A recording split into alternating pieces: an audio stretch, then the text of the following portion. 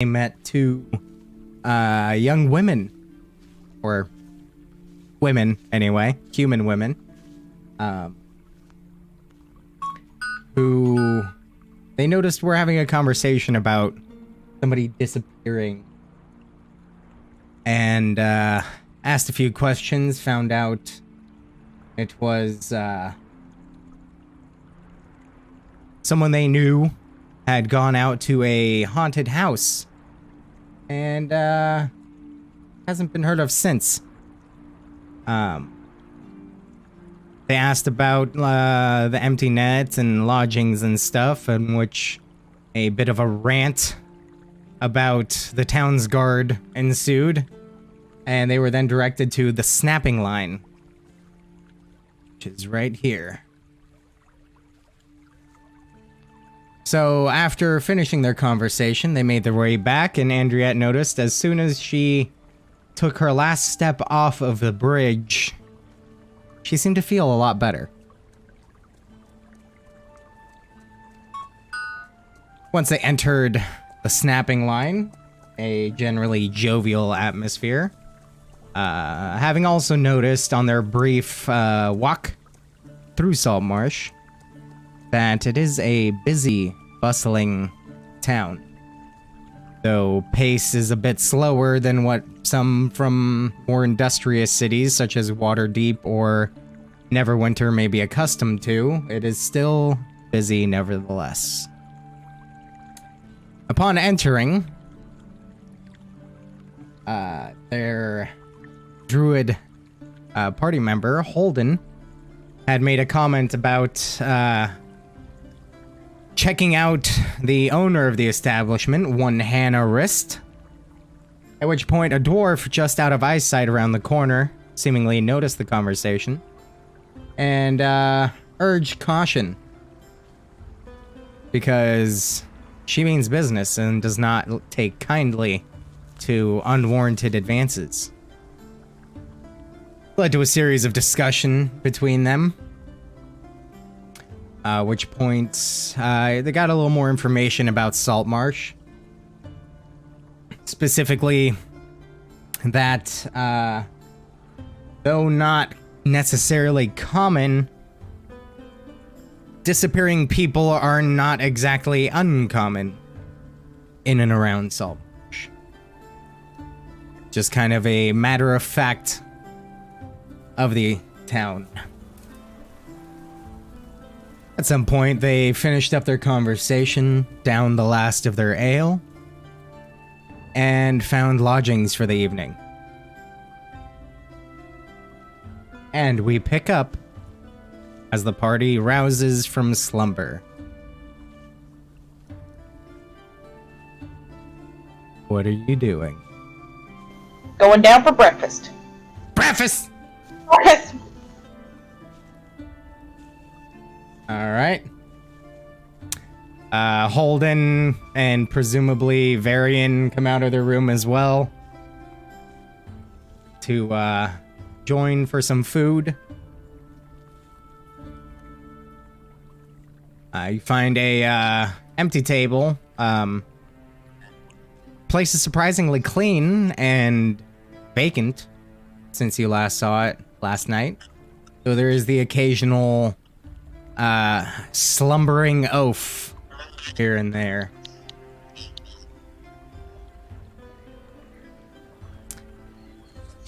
Hannah Wrist greets you as you come down the ladder. Oh, good morning. I trust you slept well. Would you like some breakfast? Yes, please. He sounds like... Thank you. That's Holden is still with us. It's ma'am! Yes, Holden is with you still at the moment, yes. Okay. Yes, I go eat food now. Alright, so the tall, semi-reptilian elf-like creature that is Varian also comes down for breakfast.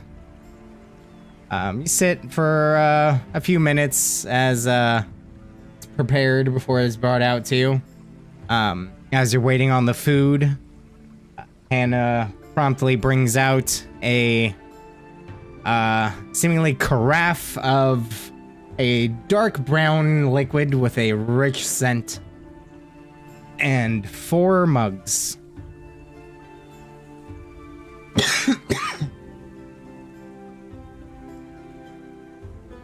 would appear that there's a beverage known as kofefe that is served here. Tastes sketchy. Oh, yes, I have had coffee before. Yes, very good. Popular beverage in the Gith Empire.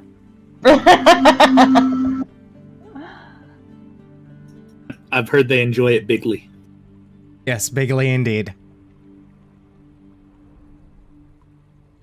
So after a few minutes of awkwardly sitting around and not saying anything, breakfast is served to everyone. Seems to be some Ghibli-esque breakfast food. Perfectly cooked eggs, fried potatoes, strips of seemingly smoked fish, all garnished beautifully. And Hannah says, well, that's gonna be, let's see, for the yeah, that's gonna be about 3 silver.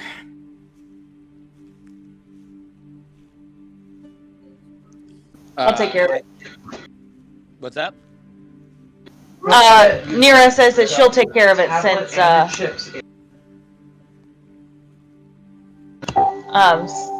you took over last time. You paid for our drinks last time. Oh, okay. I begin vigorously scarfing down my meal. All right, so as she collects the silver from Nira and reptilian elf-like Goku is going to town over there on the other side of the table, she kind of gives a like double take glance in that direction. I very properly start eating my breakfast after staring horrified across the table. I'm also making near orgasmic sounds as I eat, saying how good it is. Oh, oh, that is delicious. Oh, just like my babushka used to make. Ever had. This is so good. Oh yes, look up. Oh fuck. Even better. I love it. Nira and Andrea make like side eye contact, like the fuck. Holden claps Varian on the back, like, slow down there, laddie. You might choke. As he has literally a strip of fish in his mouth. Hannah kind of takes a once over at the group, chuckles, shakes her head, and walks away to tend to whatever needs to be tended to in the snapping line. Okay, so Nira says that we have 2 leads that we learned about yesterday. We learned about the haunted house up north, just outside the city, and the Crabber's Cove, where apparently people go missing in this town quite often. Do we want to go to the other tavern to see what kind of information we can gather, or do we want to just take one of these 2 leads and go? I'm all for checking out the haunted house. I too am interested about that. An old alchemist house. I'm sure there's some very interesting things in there, possibly books. Books. Creepy people. Go. I'm up for it. Yeah. I will bash in whatever needs bashing in. Alright, we'll start for the haunted house after breakfast then. Varian, or Holden agrees with Varian. All right, so as everyone wraps up their breakfast and begin to make your way out, I like my plate clean. Of course you do. So as you begin to make your way out of the snapping line, though it is early in the morning still, you hear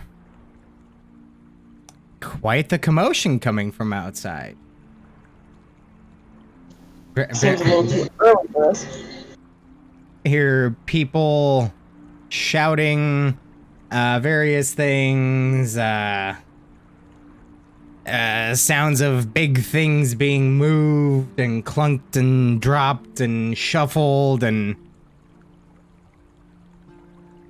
quite the hustle and bustle outside. And as you exit the door, you see before you the weekly market is jam-packed. There are swaths of people vying for space in this general area. Get the sense that this market probably happens about once a week. And today happens to be that day.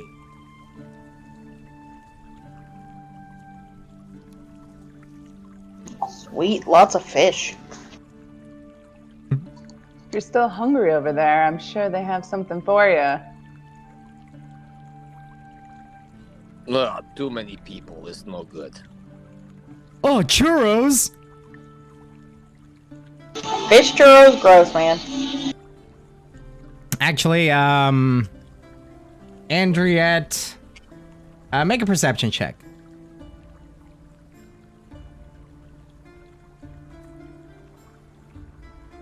Okay, 17. Taking a look around at, specifically the central area, you see, in the center, there seems to be a square, as you recall, that, had a bunch of, looked like communal seating and such. More or less just taken over by people selling various things. Yes, there are indeed fish. Fish aplenty. Many kinds of fish. Big fish, small fish, red fish, green fish. Plenty of fish. There's also many other wares. Everything from seemingly various professional tools to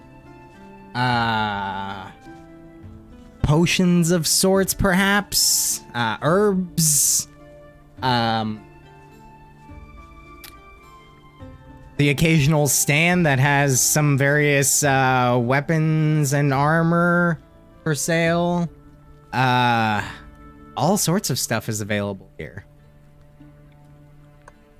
Does anybody want to check and see if there's something we possibly might need here?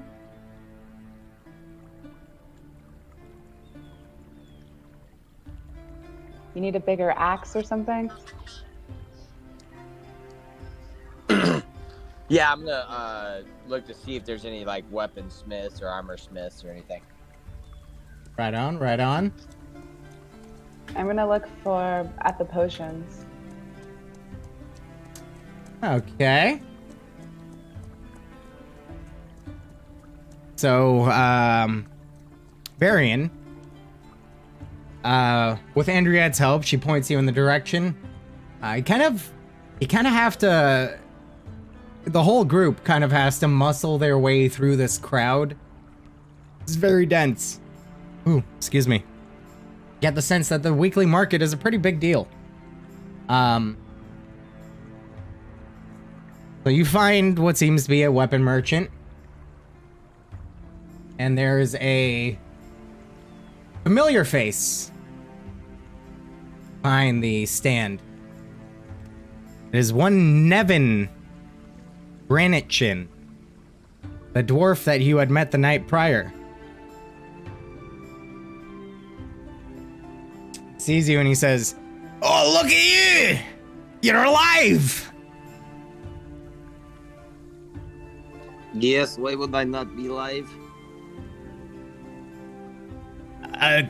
It's a common phrase. Never mind. How are you doing? What can I do you for? Yes, you have weapons and armor, yes?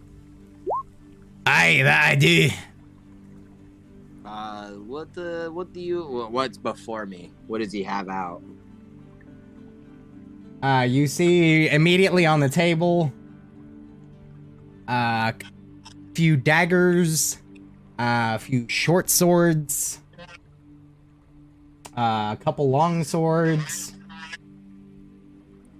There is, behind him, you see a great sword, a great axe, and a halberd hanging.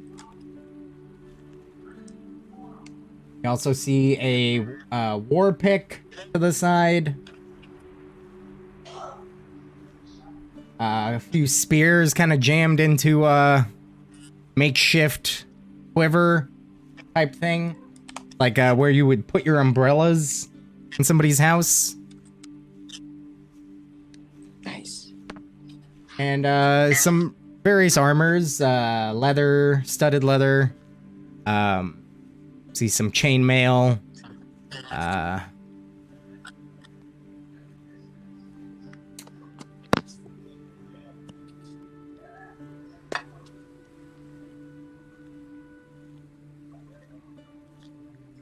Okay. So how much for spears? Oh, the spears. Those, that's gonna be about 1 gold piece each. And how many of them are there? There's 3. Okay. I will take your 3 spears, please.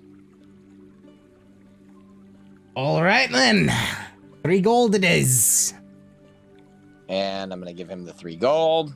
Perfect. Does the makeshift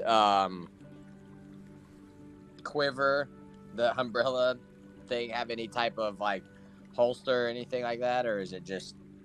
No, it's literally just like a hollowed out tree trunk that he was keeping them in. Oh, okay.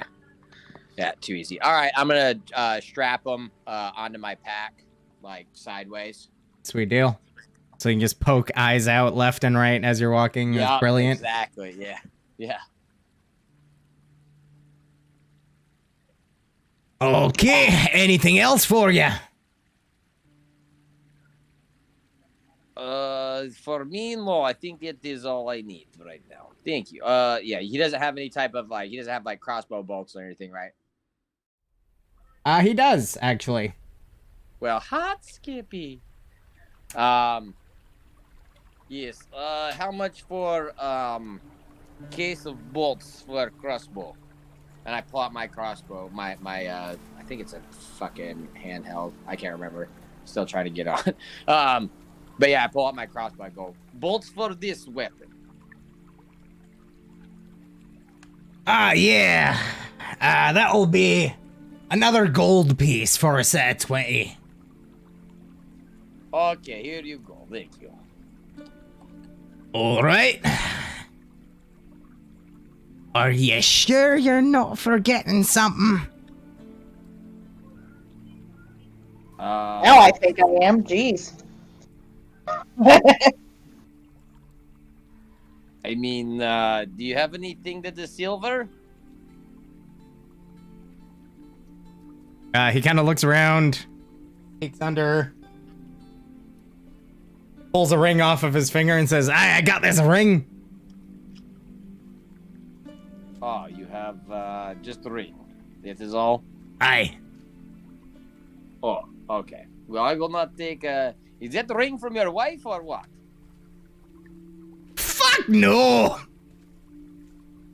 Oh, I thought you were getting ready to sell ring from your spouse. This is too much dwarf for one woman to handle. I don't know why I just turned Russian. Maybe it's because I am talking like this all the time now. Yes, that, yep. No, I don't think it will fit my long spidery fingers. Thank you, though. See it yourself. Slips it back on.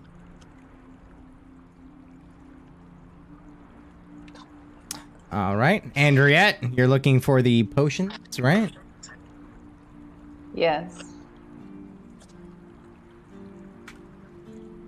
All right. So, make your way over to the counter. It's Please tell me it's the same guy just wind sprinting between shops. surprisingly familiar face, but with a dress now all of a sudden. Perfect. No, it's a probably middle-aged female human. Sits behind the counter. Kind of like knitting away. Seems like not too many people are coming to the stand. Hi. I was wondering if you could tell me what potions you have available.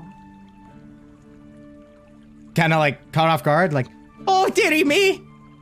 I'm sorry. Oh, well, let's see. I've got healing potions. I've got oil of slipperiness. Oh, what else? I've got one greater healing potion. Yeah,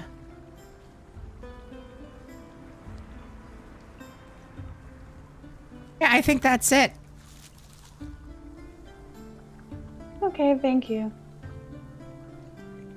Do you need anything, guys? Nira goes around and finds 5 vials, 10 pieces of chalk, 10 candles, and 1 crowbar. Okay.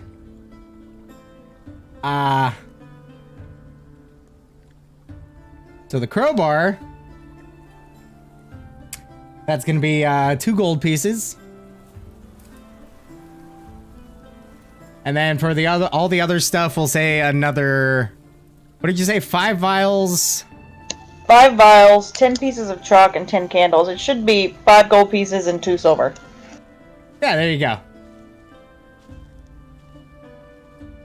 That works for me. Easy enough. You find all that at various counters.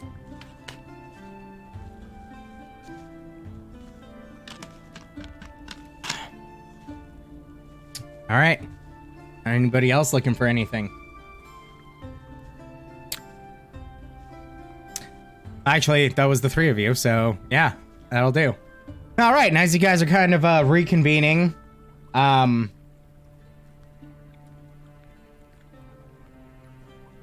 all 3 of you,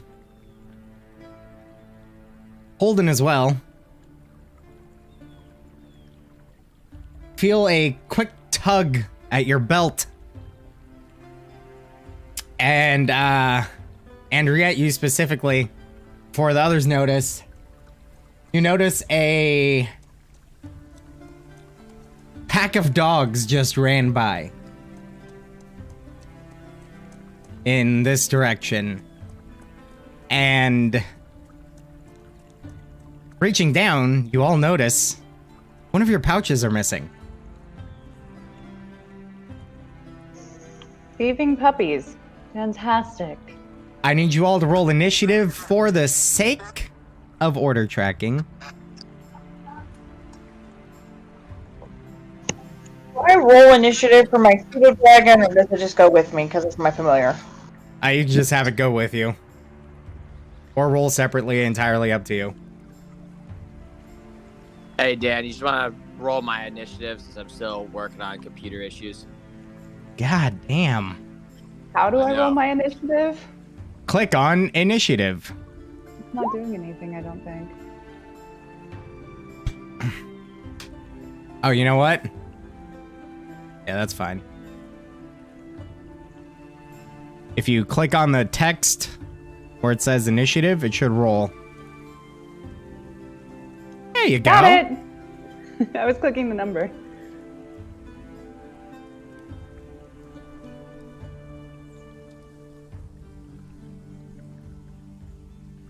Character sheet. Okay, appropriate. Enthusiastic as ever. All right.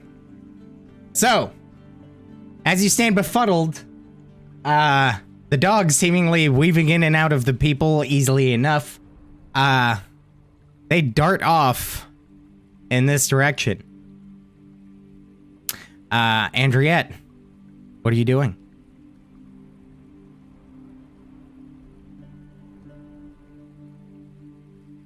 You also notice, by the way, because of your passive perception, that there are a pair of guards walking the opposite direction.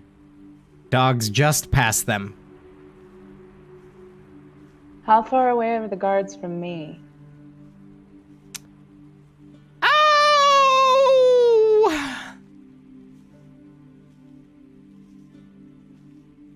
About 250 feet or so.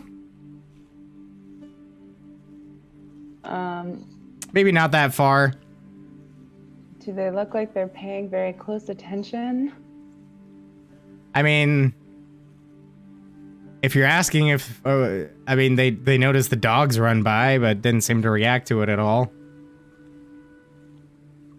No, I'm more like, if I shoot one of these dogs, are they gonna notice? I mean, possibly? I'm gonna move towards the directions that. Can I still see the dogs?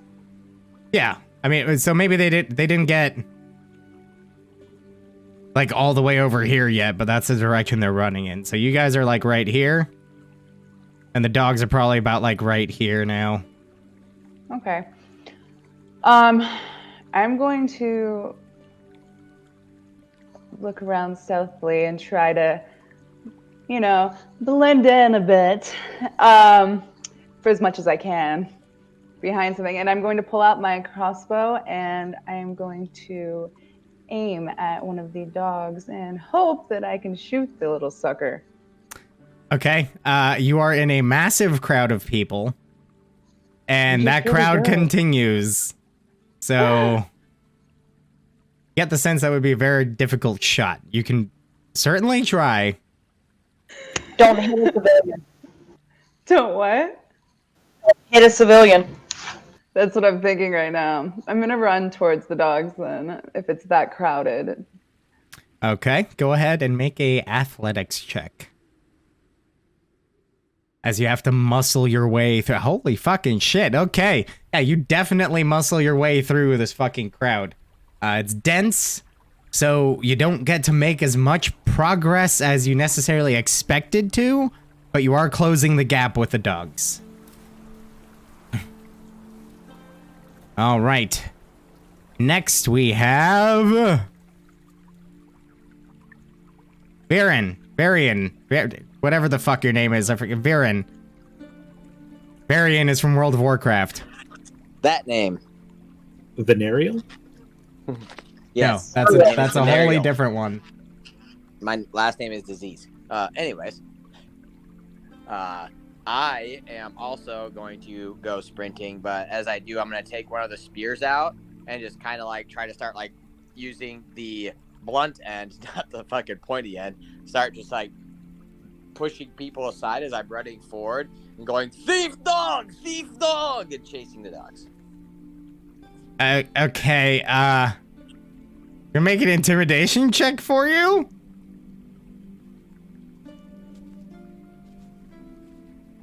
If that's okay? That'll kind of determine how well you disperse people.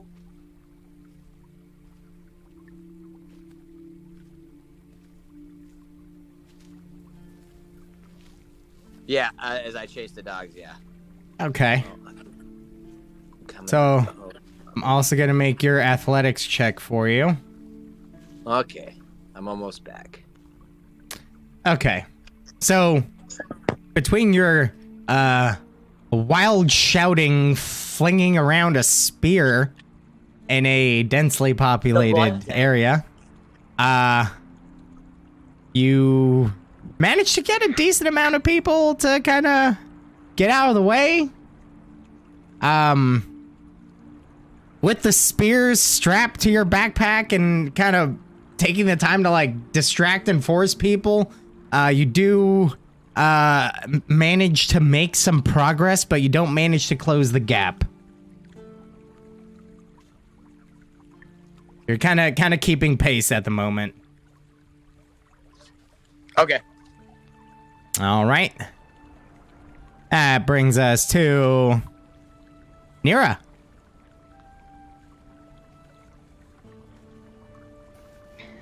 I take to the air.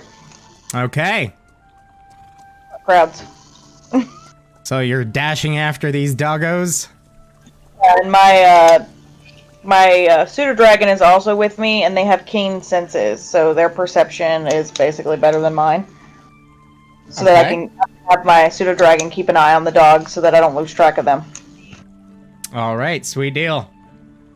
I have a 50-foot fly speed, and my pseudo dragon has a 60-foot fly speed. Okay. So easy enough. As you're chasing after them, you definitely managed to close the gap a decent amount. Does appear though that as they reach here, some of the dogs kind of split off. Some go this way, some go this way, and some round the curb. So How many of them are there? It's about 8. 8 dogs? Yeah, various types. And nobody really noticed them? You get the sense that it's just kind of normal around here. I will send my pseudo dragon in a different direction for me, so that I can keep an eye on the other pack of dogs as well. So I think I'll go to the left, and then the pseudo dragon will go straight. Okay, easy enough. Go to the right. And I mean, I'll shout back and like point to the right as I'm going left, just to give an idea behind me. All right, easy enough. And as you're kind of coming up, the guards notice, and they're like, "Oi! Get on the ground!" As they kind of go to reach for their crossbows. Is there a law against flying? And we'll address that next turn around. And on that note, Holden.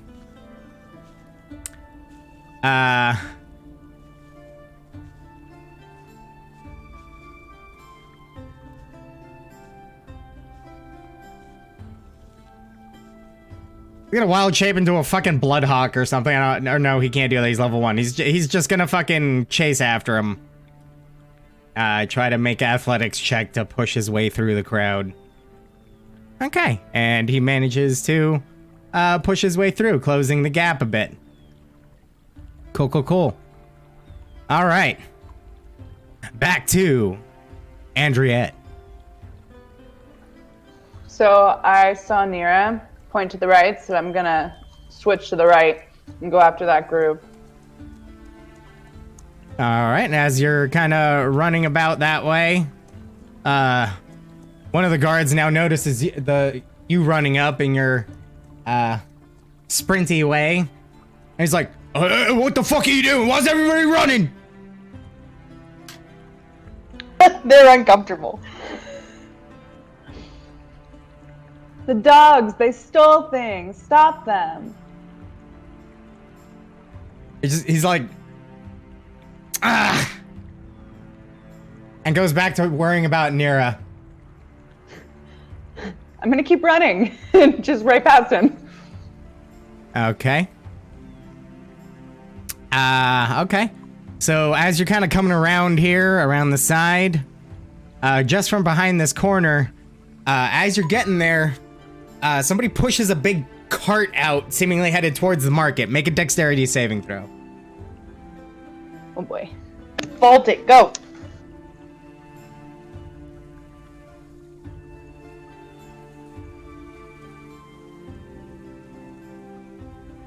Ooh. All right, so as you're running up, you just don't manage to notice in time. You kind of come crashing into it, tumbling over top of it, knocking the cart over, actually. And the human's like, "Hey, what the fuck are you doing? Watch where you're going!" Sorry. I'm gonna try to scramble up and keep going. That's right. my ability. So you ended up falling prone, and you start to get your way back up, trying to run after the direction that Nira pointed in. And that'll bring us to Viren.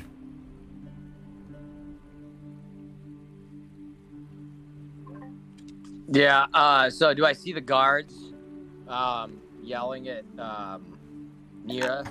Yeah, I'd say that's pretty noticeable. Okay. And then go, "She's trying to stop thief dogs!" As I keep running and, yeah, waving my spear, the blunt end of my spear, trying to get people out of the way. Okay.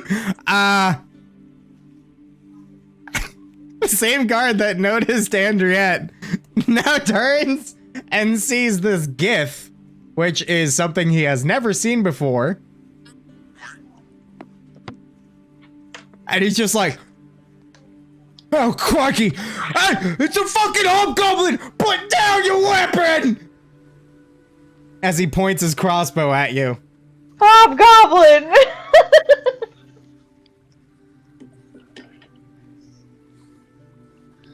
What are you doing?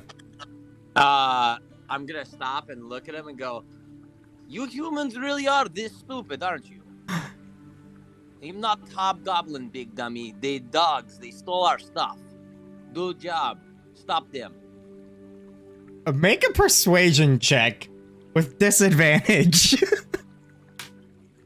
Yeah, there's no way I I'm think trying to calling persuade. someone stupid should get advantage.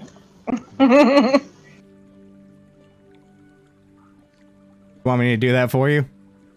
Yeah, it's pulling up right now, but it just time's sake. Aye, aye.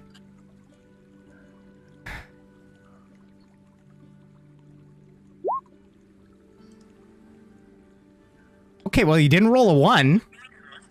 What? You started with a 17 and ended with a 4. Well, at least it wasn't a 1. That -1 though.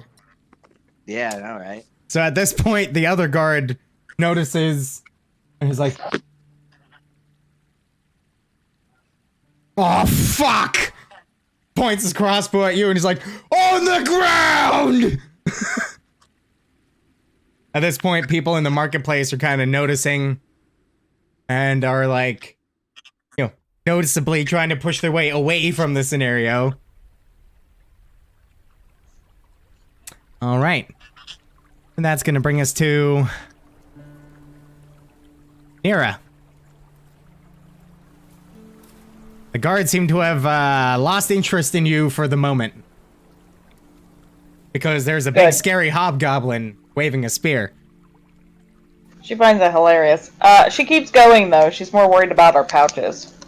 He'll be fine. He'll figure it out. All right, go ahead and make an athletics check just for the sake of consecutive sprinting. Dodging birds. That's more about maintaining physical fortitude. Well, joke's on you. I have a -1. All right. So as you're kind of pushing, like that whole scene below you kind of manages to distract you a little bit, and you kind of, you know, end up having to lose track just for a second. Then you find them again, and you push, and your muscles are slowly beginning to ache. So, unfortunately, the gap has opened a little bit. Okay, my pseudo dragon's gonna keep following the other pack. All right. Easy enough. Aaron. Fail. Fail. Fail. Eddie's Okay. listening to this in the shower, and I can hear it from the bathroom in here, so it's really weird. Outstanding. Slightly calling him out, too. Oh, by the way, Paul, just so you know, I do stream this at twitch.tv/ashadius. So if Oh you man, ever I feel wish I like would have you... known that in advance. I would have been there. Well, you still could be. That's the good news.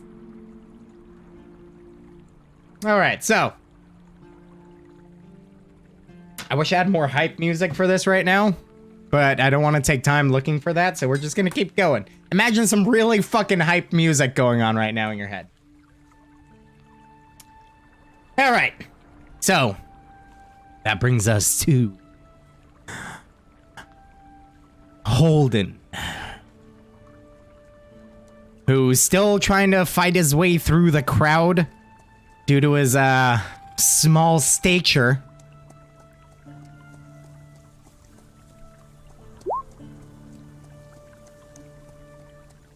Unfortunately, gets caught up in a little bit of a, let's say... Oh, hey there, Rumplefugs. Appreciate the follow. Gets caught up in a, like, monkey fist of people, basically. And, kind of gets held back, unable to really push forward, just not quite getting there, falling behind a little bit. That brings us to... As the dogs continue to, kind of, weave their way through the various alleys up the road here. For the sake of expediency, we'll say you guys have, kind of gotten it together for the most part. Minus Viren seems to be having a bit of a issue with the 5-0. And Nira, you're probably up about here by now. So the dogs are kind of like up here. Andriette,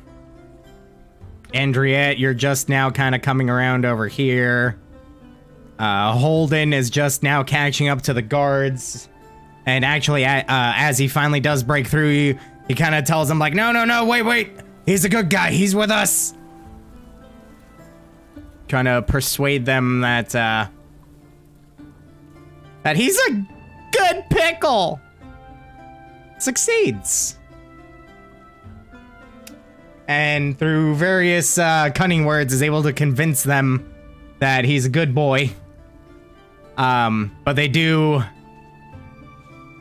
rather strictly tell you that it is frowned upon to wave a weapon around in public like a fucking maniac. It is just stick. I have blade tucked under arm. And they literally just gesture to the other end of the stick. That is not just a stick. And at that point, we get to the top of the order, which is Andriette. So I cleared enough people now that I can actually get a clear, like, shot of these dogs, or am I still in a crowd? So you broke out of the crowd right about there, at that intersection roughly. Following the dogs down this way, it was at this shack that the cart came out, so you came spilling down. You now find yourself getting up off the ground, just catching some dog tails coming around this side of the building. Okay, so I'm going to sprint after them, and can I get them in my line of sight? Go ahead. Let's see.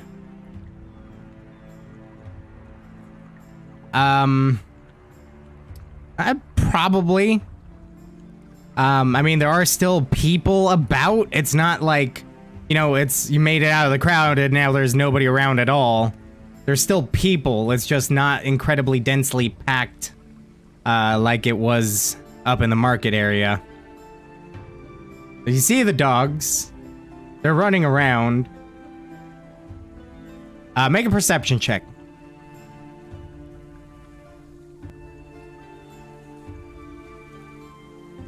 You are killing it with these today. So as you come about here, or kind of down here actually, noticing the dogs kind of running off, a couple going this way, one going this way. You notice that one of the ones that ran over here seemed to have something in its mouth. You also notice that right over here, there seems to be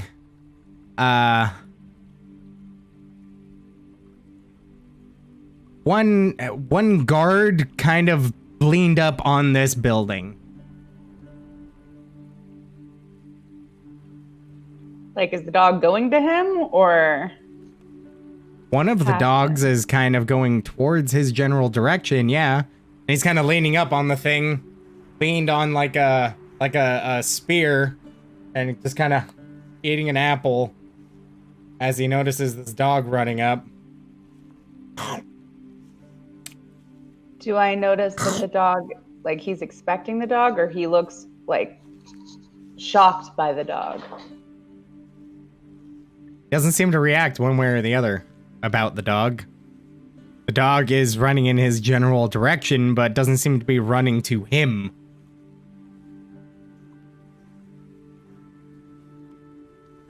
Is the dog close enough to him that if I miss this shot, it's going to hit the guard? Because I'm just need to know the distance between the dog and him. What kind of crossbow do you have? That's a very good question. Guessing a light. Yeah, I think it's a light one. I just want to double check. Yes, it is a light crossbow. Get out of here. Okay, so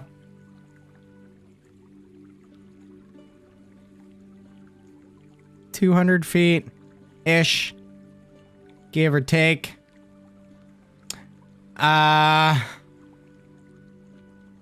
mean, all things are possible.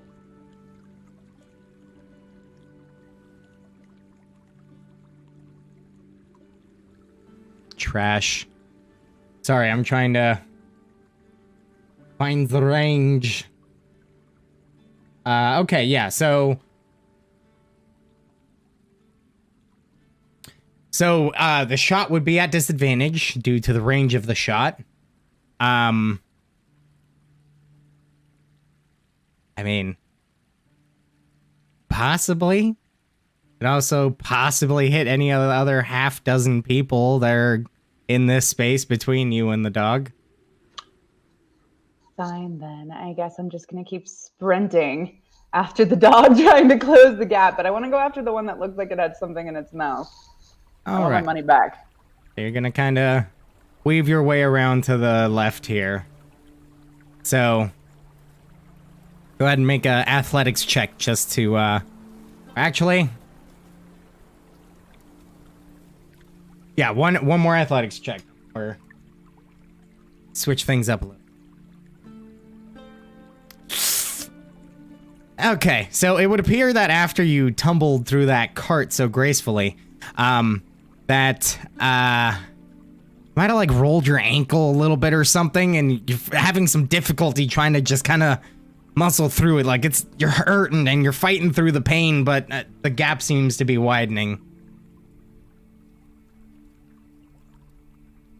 All right, that's gonna bring us to Viren.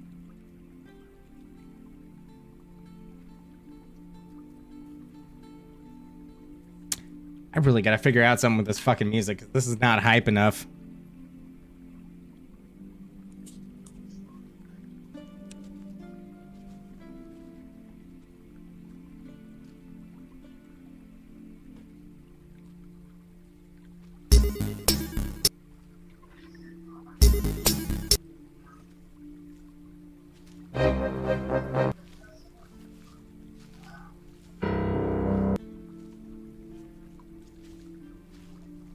Viren. Hello. It is your turn, sir. Well, shit. Fucking Discord's being really weird on my computer. All right, so now that I'm looking at where am I at as opposed to the dogs and everyone else? You're about here. I saw a ping over here. Some dogs seem to have go this way. Some wrapped around the right. Some kept going up this way.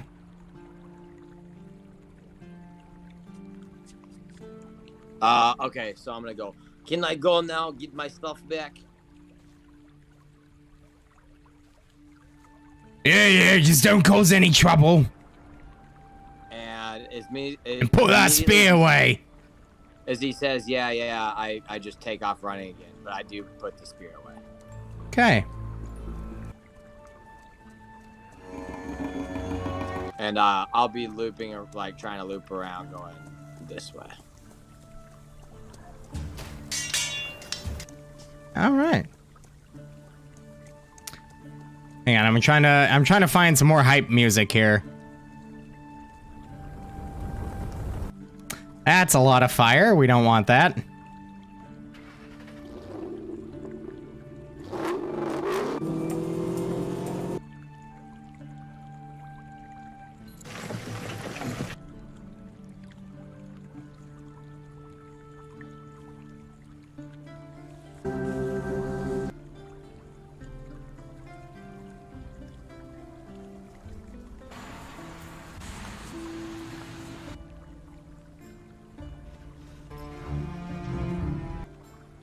Bruh. It is hard to find some hype music.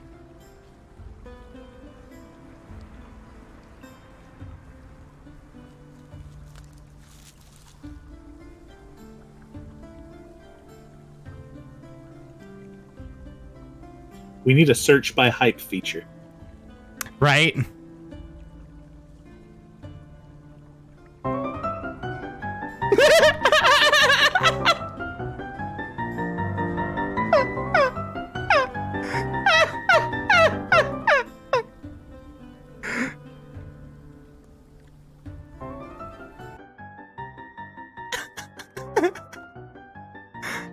This is it.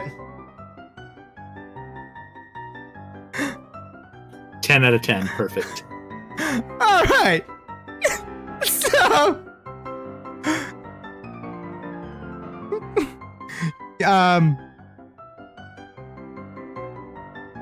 yeah, fuck it. It's fine. Everything's fine. Okay. So we're just gonna. Nira, it's your turn. Okay, do I see any of the dogs that look like they have one of our pouches? Make a perception check.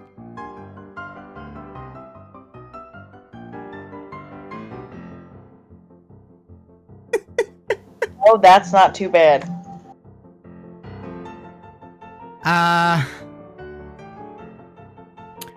Alright, so, you notice that, there does appear to be one dog kind of towards the front of the pack up here that, seems to have a familiar pouch in his mouth. Son of a bitch. How far away is he? About 240 feet! 250 What? feet! Jesus Christ, even after I dash? Yeah, they're spicy boys. They're weaving in and out of these fucking people like it's nobody's business. Ducking and dodging and all sorts of crazy stuff. Get the sense that these good boys know these streets.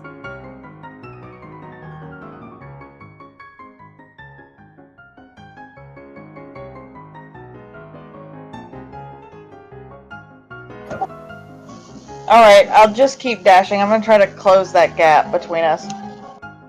Alright. The pseudo-dragon, does he see any of the dogs with, because he has a 60-foot movement speed. Right. Is he seeing it with pouches? Make a perception check for the dragon. I'm sorry, like, this is the best thing I found in a short period of time, okay?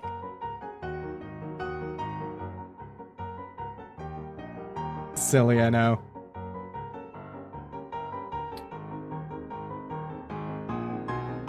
Hey, thanks, Jeremy. Appreciate that, bud.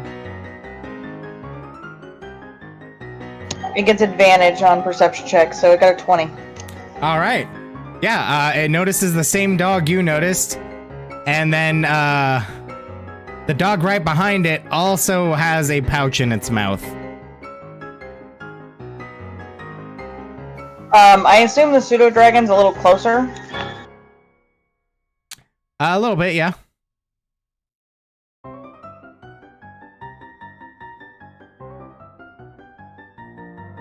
Okay, like, this was great for the first time through, but I need to change this. Okay, so the pseudo dragon can send telepathic, like, messages to me, but not in a language. So it just kind of sends me that, like, you know, and like through emotions and stuff like that. That there's another dog that has a pouch as well, and we'll keep Okay. pushing.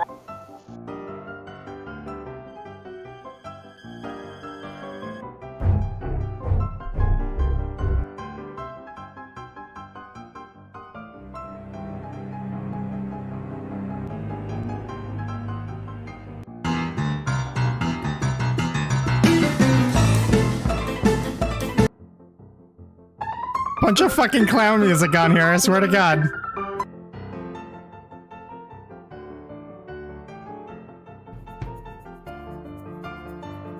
I'm sorry, I'm trying to find something to actually set the mood.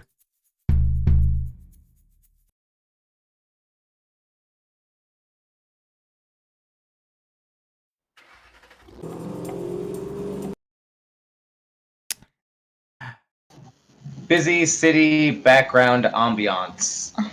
I'm trying to find royalty-free music that won't fuck me. The music to fuck you? Yeah, because, you know, that kind of stuff can get you DMCA'd and banned and or demonetized. So we're trying to get some royalty-free music up in here.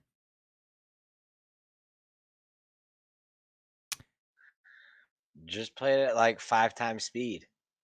No can do, Bugaboo. Yeah, just sing it yourself. It's fine. Hype. Dude, I literally just said hype as I typed in hype, and then all I could think was, hype, you're pretty and I like ya. Ah, shit. Our shit, actually. Oh. I hate it here.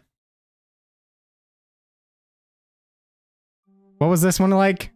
Too slow.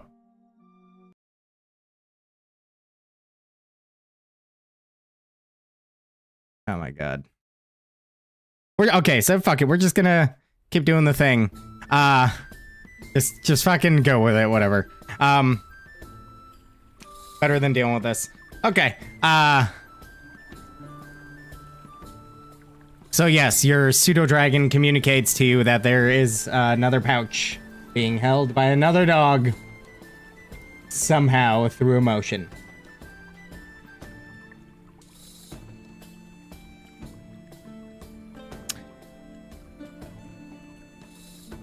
Okay. Yeah. That brings us to Holden.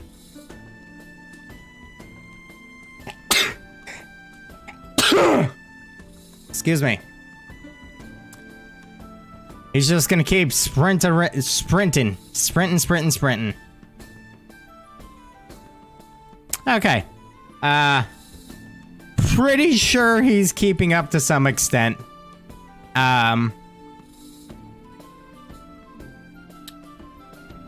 Alright, so what we do next here will kind of determine up to right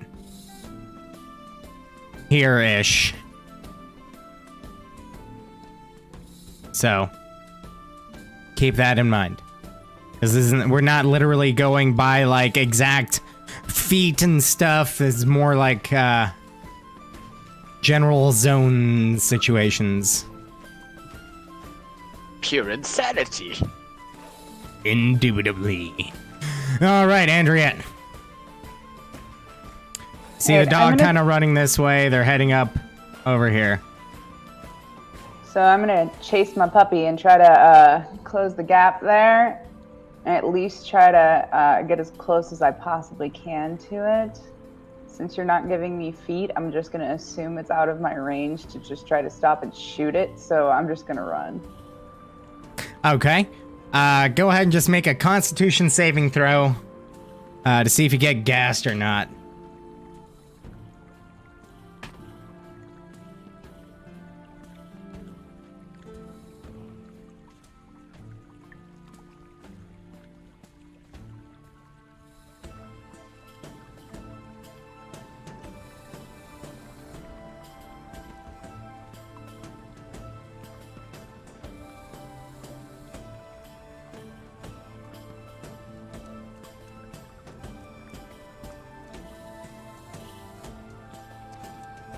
Constitution save. Okay, you managed to push through that heavy sprint. You actually managed to close the gap a decent amount with the puppers. If you are able to keep this up, you might actually be able to put your hands on it next time. Oh goody, I can't wait to put my hands on it. All right. Please. All right, Viren. Okay, so coming around, I mean, I was like here, so coming around this way, around the river bend, like Pocahontas. Yeah, I'm gonna continue full on sprinting, dashing. All right. Pocahontas, I'm the spear. really yelling, thief dog, very loudly. Okay. Very my accent, so. Yes, thief dog! Stop that dog! Okay.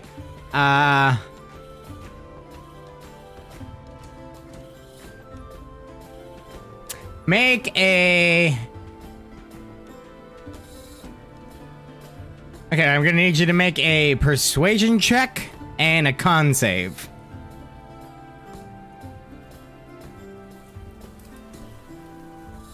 Persuasion check will determine if anybody decides to kind of get involved. And con save is for the muscling through and sprinting. Wait, so I don't get my 5 sprints before I get gassed? I'm not like giving you exhaustion or anything. This is just for the sake of, because we're kind of doing like zone by zone. I'm not doing literal like feet here. So. Oh shit. Okay. Wait. You said persuasion first. Ha. Okay. I mean, you saw it before, so that's gonna be beautiful. Oof. Yeah. All right. And what was the other one you wanted me to do? Con save.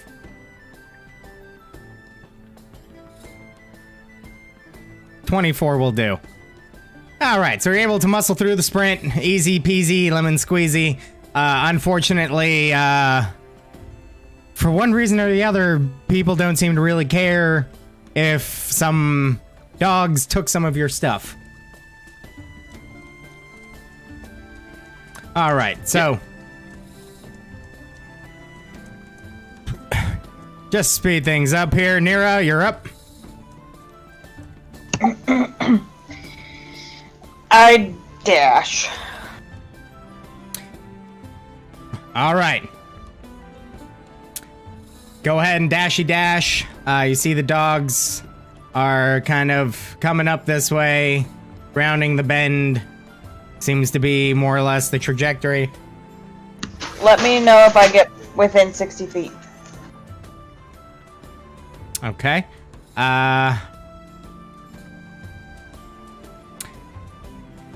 Fuck it. Sure, you're within 60 feet. Why not? Say the dog's right about here, and you're about 60 feet back.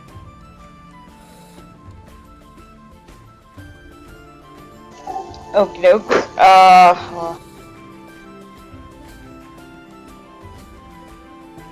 I'm gonna Ray of Frost one of the ones that has a pouch in it, in its mouth. Okay. Oh god, that's so much damage. Why is that so much damage?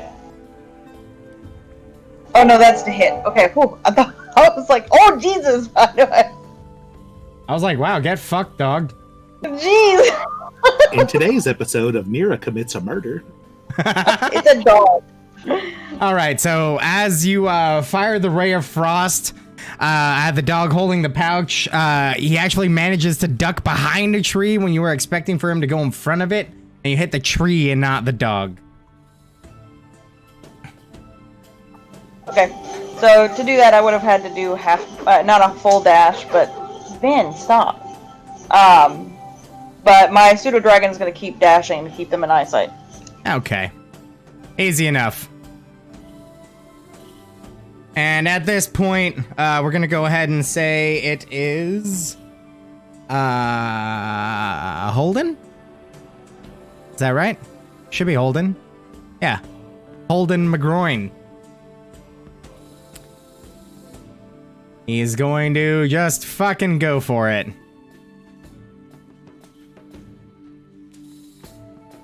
Okay. Well, he rolled a 2 minus 1, not a 1 minus 1. So, he's just kind of like, oh, you guys go ahead. I'm coming.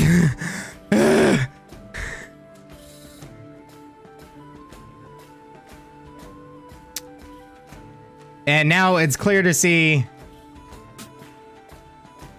Andriette. As you're kind of coming around, we'll say like everybody's kind of like caught up for the most part, give or take a little bit. The dogs seem to be making their way up over this direction. Am I within 60 feet of that dog with the pouch? The one I was chasing? I will say at this point, it's probably about there, and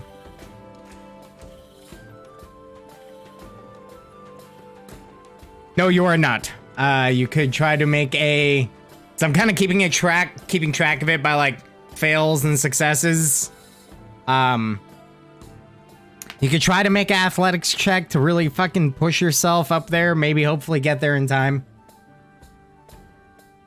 Okay, that succeeds. You have managed to get just within 60 feet. Okay, so I'm going to cast Sacred Flame on that dog. Of course you are. Is that a dexterity saving throw, or? Yes.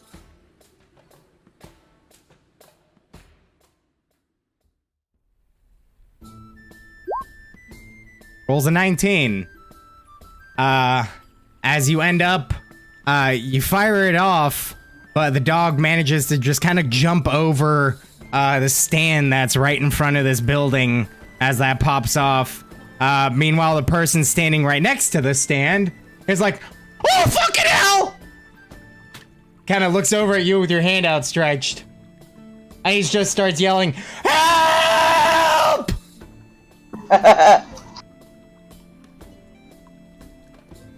As a sea elf is seemingly attacking his home or place of business. Sorry, it was meant for the dog! Alright, that brings us to Viren. I'm gonna keep running after the dog. Alright. Let's fucking make an athletics check. Why not?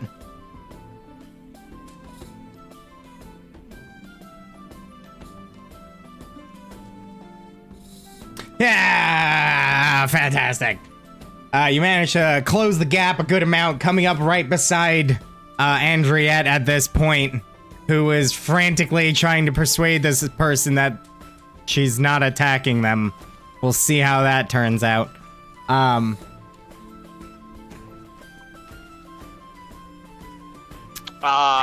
Is the person like talking? Like they're screaming, they're right? currently Help? screaming for help. I'm gonna take a gold piece and put it in their mouth. Kind of like. I go, there you go, that pay for damages, we go now.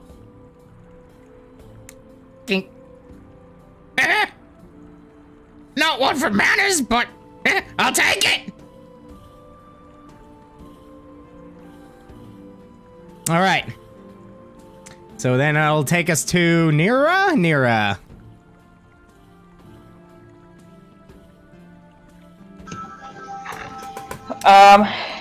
If I move once, I assume I'm not going to be within 60 feet. They move much faster than I, so I'll dash. Alrighty. So as you dash, just for the sake of this, you see now that the dogs seem to be, this building up here. They seem to be kind of running towards / into it. And, Which building was that? I didn't see a ping. all the way up here. North. Oh, What you see before you is a very finely built large stone structure that is painted a light blue and has like dark blue roofing tiles.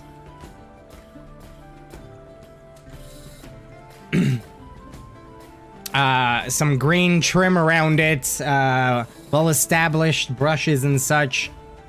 And the dogs are kind of slowing to a trot as they approach the front, where there is a small group of people standing there.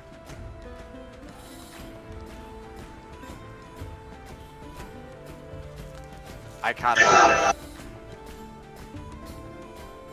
okay. What do the people look like? Are they? I mean, obviously they're humanoid, but are they like? How old are they? What do they look like? There's one that is a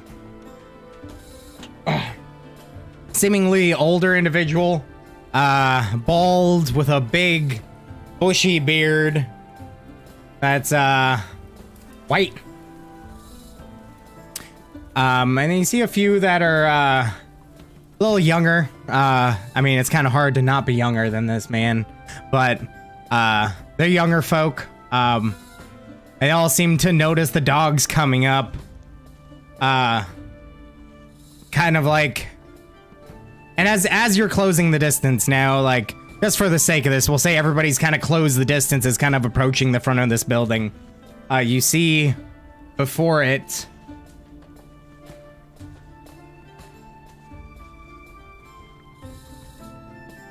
pretty sure there's a handout for this.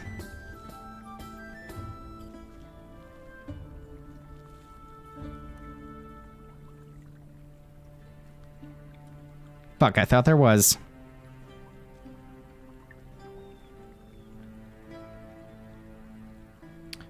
What appears to be the symbol of a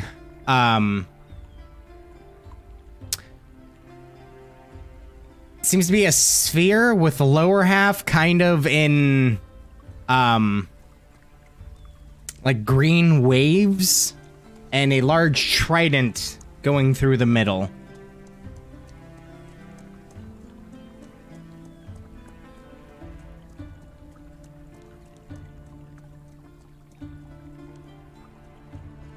Cheers.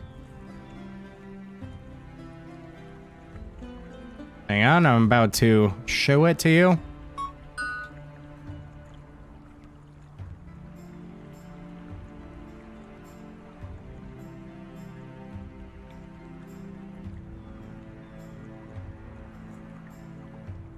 Okay, so you should see it.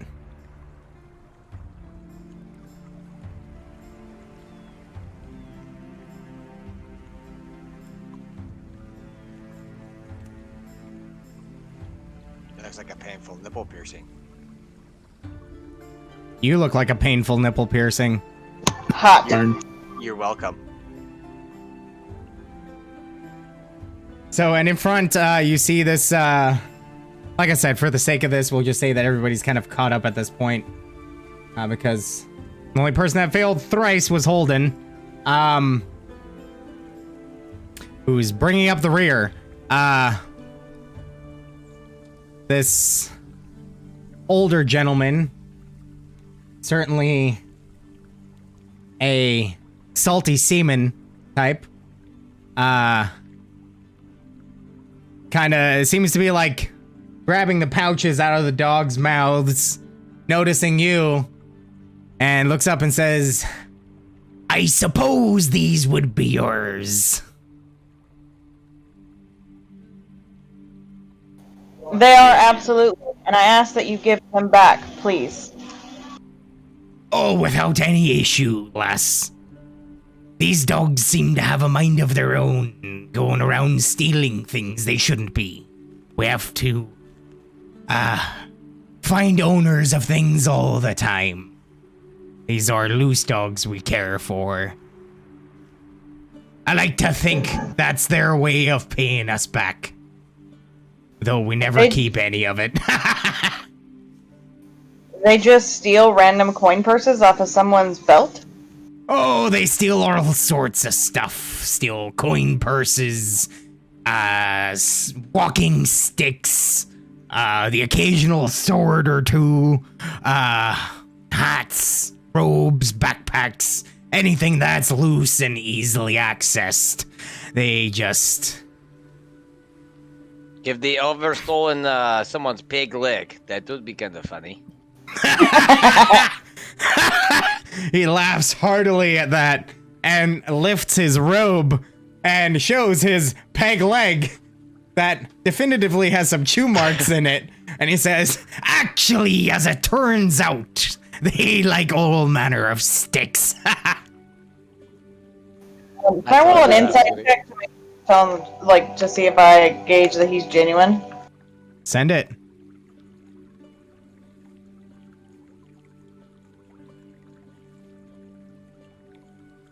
Yeah. Okay. Yeah, no, he's... Yep. 100% genuine. Okay, well, Nero walks up and offers her hand and says, "I'm Nira. Thank you for returning our coin purses, though your interesting dogs made it quite difficult." And he shakes your hand and simultaneously hands over the coin purses. And he says, "Oh, Missy, these aren't our dogs. We just care for them. They're the unwanted. The loose rabble of the pack, as it were, making their own way. We actually," as he kind of brings you around the side of the building, you now see a shed here. He leads you to the shed that has all manner of stuff in it and literally has a sign on it that says, "Lost, probably stolen by dogs." Ye old lost and found. Basically. We Are the keep dogs all still sorts around? of... yeah, they're kind of like running around, trying to get belly rubs from you guys, looking at you all like... Yeah, I'm gonna pull out some like jerky or something from my ration and feed it when I start rubbing its belly and be like, "This is a good boy." Okay, easy enough. He eagerly takes the jerky and the belly rubs, and all of a sudden, all the other dogs kind of start to pile on top because they're all jealous boys.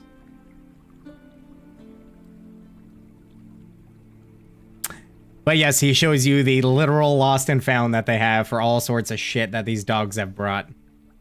And what did you say his name was? Did he say his name?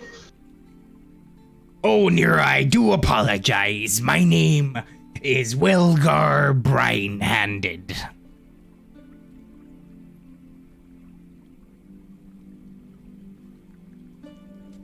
Wilgar, what is it that you do here? I assume, Dan, that's a graveyard behind that.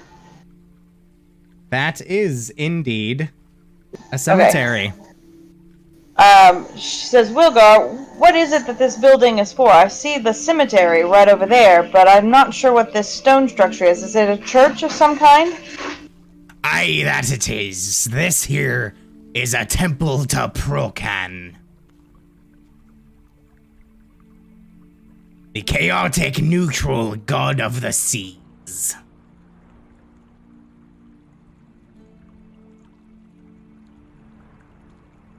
And at this moment, you also, Andriette, you specifically, notice a very pleasant plucking of, loot coming from, just around the corner under a bit of a shaded tree over here.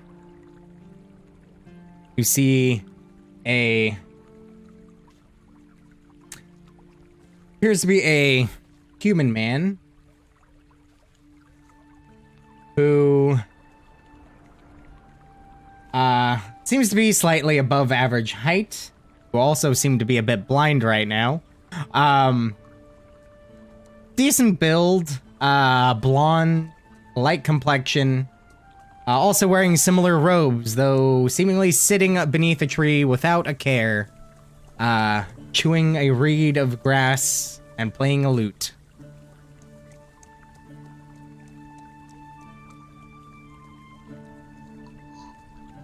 Interesting. That's unfriendly.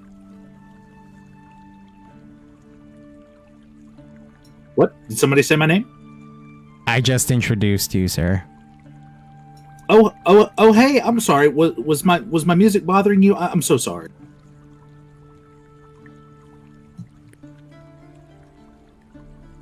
It was not bothering me. I was just wondering why you were sitting over here instead of with the rest of the group.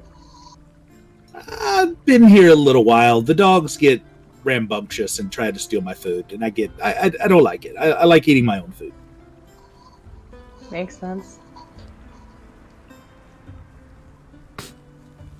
What brings you guys all the way over here? Did the dogs steal stuff from you? Is that what happened? Are you all that surprised? But that's exactly what happened. I'm surprised you caught them. That's really the only surprise here. Well, we make a good team, you know. Thankfully, we got our stuff back. It would have been unfortunate if anything happened to the dogs. Jesus Christ! Bunch of fucking sociopaths in the group. Well, yeah. I have to shut my blinds because I literally can't see you guys. Yeah, anymore. That's just the brightness coming off of my robes. So at that, Welgar continues, I'm the lead cleric to Procan at this fine temple. I do apologize for the trouble that the pooches have caused, but, you know, we do embrace the chaotic nature of things. I see that. Question, since you're up to the north, we're on our way to go see a house that used to be owned by an alchemist. You're to the east. I'm sorry. Are we to the east? Yes, the compass rose is at the bottom of the map. It's north is east, west is north. So you're literally rotated 90 degrees. I hate this. Fuck this game. Fuck this game. The compass rose just ruined it for me. But oh, the haunted house. Aye, that was once the old alchemist's place. We tried to steer clear of there. No sense in going in the first place. Prozac, you didn't tell me we had a haunted house. He just...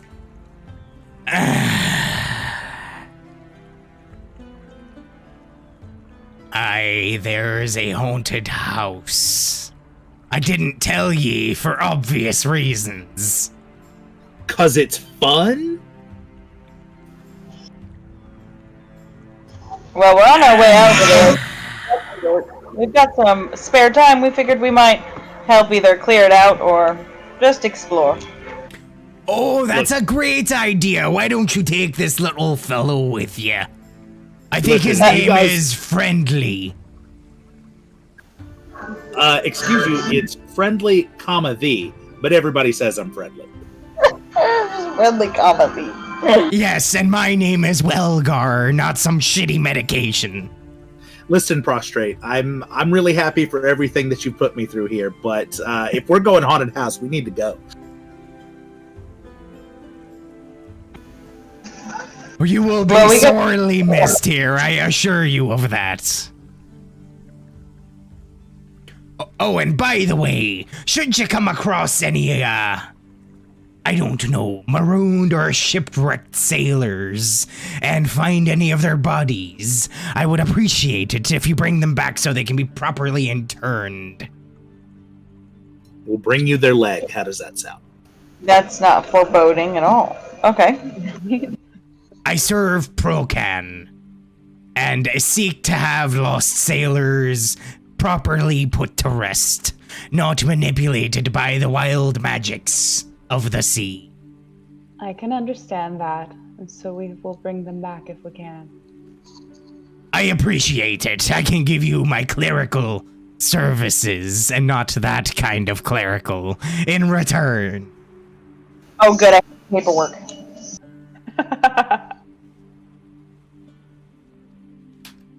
Right.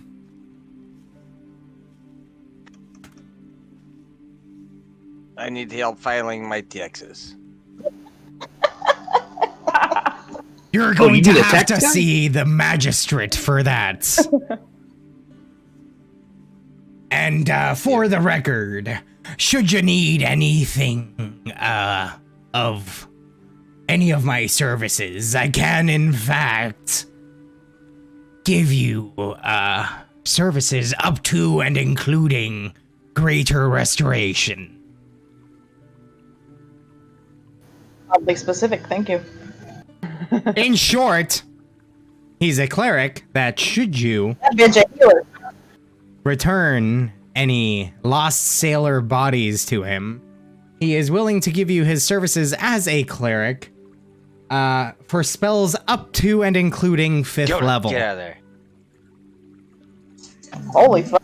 He's a high level ass cleric. Don't pick a fight with that guy. He's okay.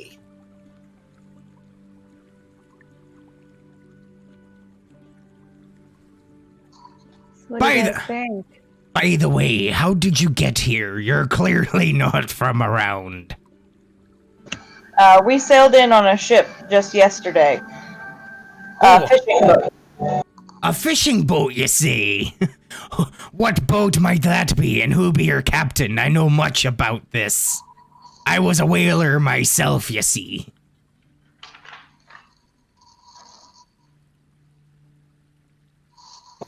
Captain is Captain One Apiece. And what's your... I forgot the ship's name. Carmen. Carmen. Carmen. There is absolutely no way in hell that you know the Sahuagin Reese.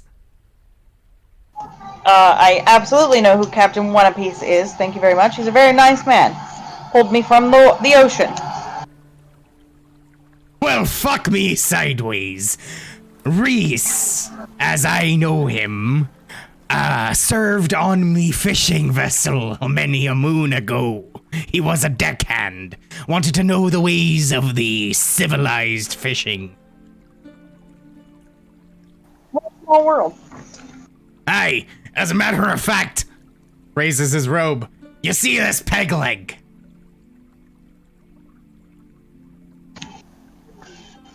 Tis the You same. just told that to everyone. Absolutely. Come on, man. You can't just keep whipping that out in public like that. There's got to be laws against that. You see, me and Reese, we both lost our extremities to the same Leviathan. Was surely a bad day, but we survived. Blessed be to Procan. That's so That's so cool. You two are buddies. Yes, yes, we are. I'm surprised he's still alive. Lack of trying, I'm sure. At this point, Holden kind of tunes in and starts to ask a little bit about Procan and everything, and because this is first he's hearing of him, not a terribly common god. Starts talking, and Welgar tells him about how he's the god of the sea, and oh, excuse me, I have the burps for some reason. How sailors pray to him for safe passage and all that. And they believe, excuse me, that the stars are lit by him to guide sailors to their destinations just as much as the tempests and tsunamis and rogue waves that destroy sailing vessels are his as well. So, for the sake of this and those who know a thing or two, Procan is a deity from the Greyhawk setting, and it's just too much of a pain in the butt to replace him with another god because a analog does not exist in the Forgotten Realm. So we're just gonna use him, and in Greyhawk he is the Stormlord. But he's just gonna be a lesser boy in our world. And Holden seems to be quite intrigued by this, seeing as he's a Circle of Stars druid. Always has been intrigued by the stars, and he says to the party, in short, that, you know what, I kind of want to stay here for a little bit and see if there's any kind of, any knowledge I can gain from this guy. Maybe help him out a little bit in putting these wayward souls to rest. It's a noble pursuit.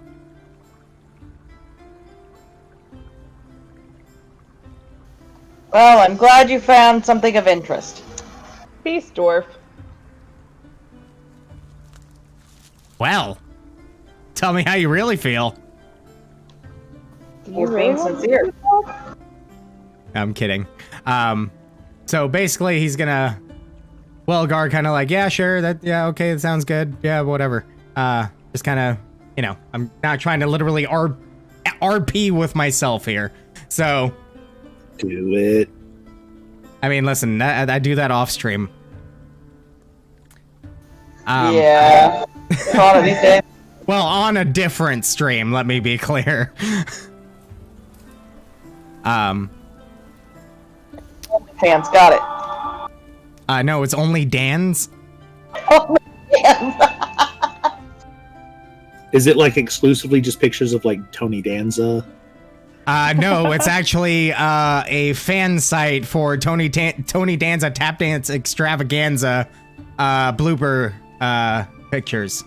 Hey, can we stop doing this and go do that? So anyway, that happened. He told you what he knows about the haunted house. What are you guys doing now? You got more questions for him? Trying to be on your merry way? Trying to be on a merry way. Let's go, guys. Haunted House. Huh? Haunted house. Haunted house, okay. So, without much issue, now one party member lighter, but one heavier, you make your way back the way you came towards the front gate of Saltmarsh, up which, off the main road, we'll find the haunted house, as it is called. Or as you know, the former alchemist's house. I'm going to take a quick $5 right there to urinate, rest, drinks, food, snacks, whatever, nicotine fix, all that other good stuff. So, BRB.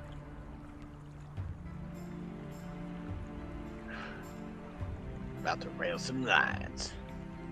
Oh, yes.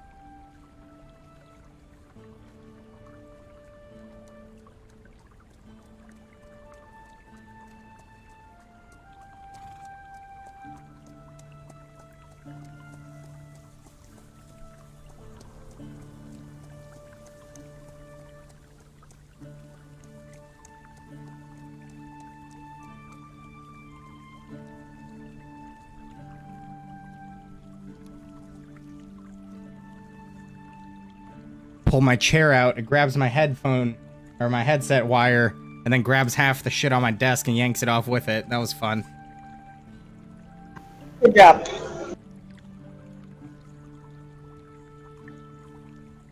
Yeah, not for nothing, but I'm a bit of a professional klutz.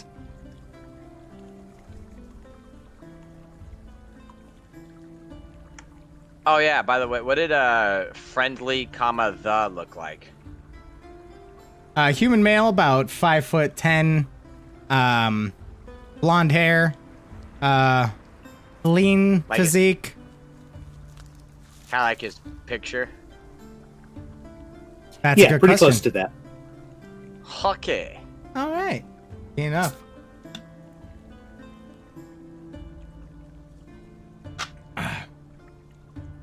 So, the party, if everyone's ready.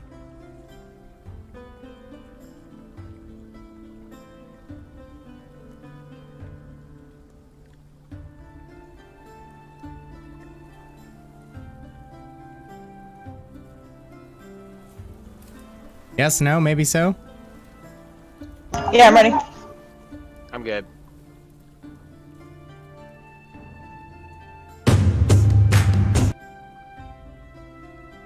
All right.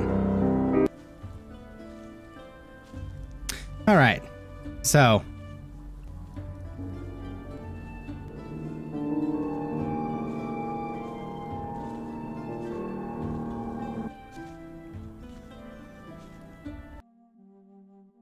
as you. Ah, this is fucking perfect. Okay. So, as the party exits the gates to the north, you notice, where's the fucking thing? There it is. The city gate seems to be, it's old.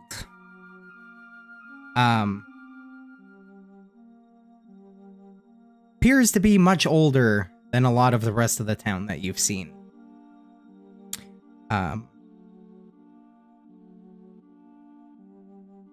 So you see old, cracked, moss-covered stone.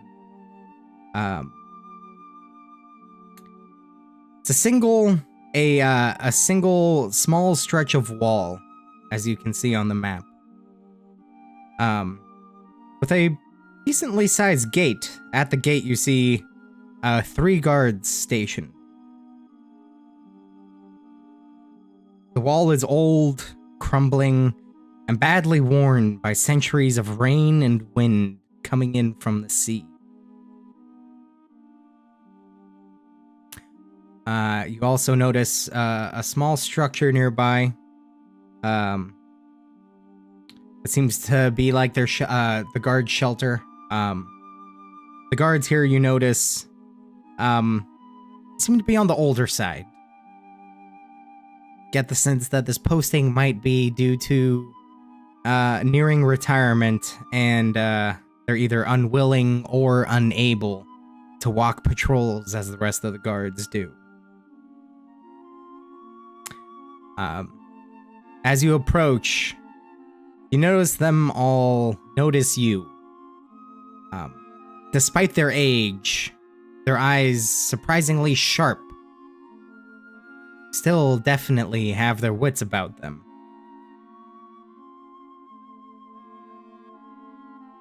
They sit about, taking sips from flasks and generally gossiping. Mentioning how close they are to retirement, and specifically you, Andrea, with your passive perception, you notice this without issue. Talking about how, retirement's closing in, they're waiting on their pension, and they can stop doing this miserable job.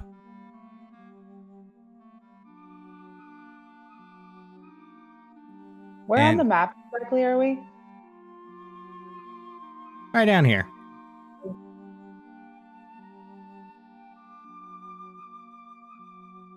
So as you pass on by, You see before you what are seemingly open fields and rolling hills.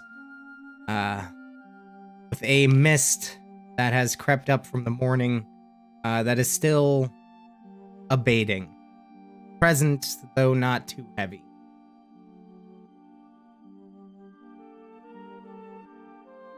See bits of trees here left and to your right, and as you continue down this well-worn road that is known as the what the fuck is it called? Name for a road.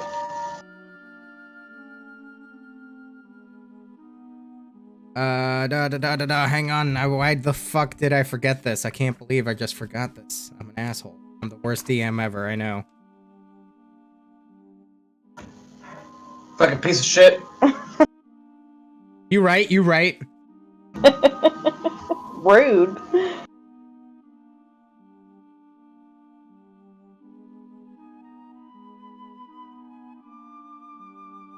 Just call it the coastal road. It meanders up the coast, nearer and farther from the cliffside immediately to your west. You can hear the crashing of waves and the occasional spray of the ocean as a stiff wind blows it over you. It's chilly here. Chilly, quiet. The occasional horse-drawn cart passes you on your journey. You've been on the road now for the better part of 3.5 hours. Seemingly without incident. Notice on your path that there are, in fact, mounted guards that patrol the road pretty well. Though those patrols start to wane as you get closer and closer to your destination. Seems as though even the guard avoids the old alchemist's house.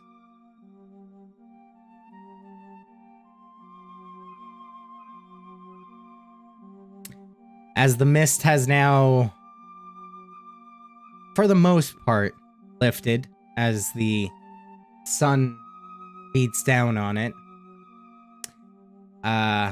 In the distance now, you see on a perch above the cliff of the ocean, there is indeed a house. Old house, worn house.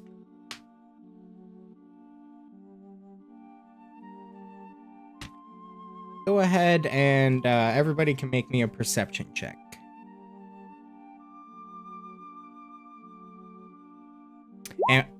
And what is the marching order, by the way?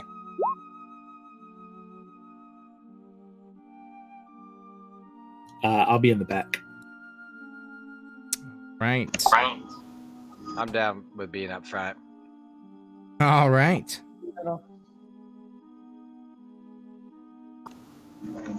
I'll be somewhere in the middle, I guess. Easy enough. The pseudo dragon got a 22, and I got a 15. I see that. I'm perceptive of nothing. Just got distracted by a bird. I perceive that I'm going to go punch a ghost.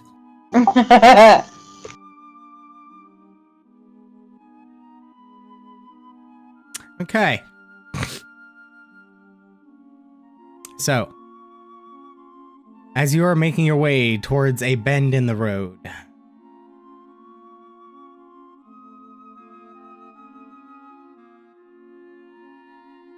Ooh, map change. Dun, dun, dun.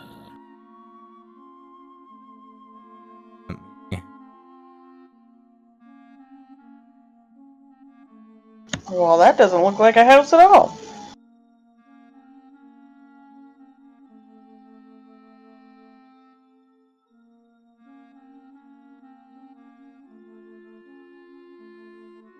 Sorry, giving Friendly his proper token here.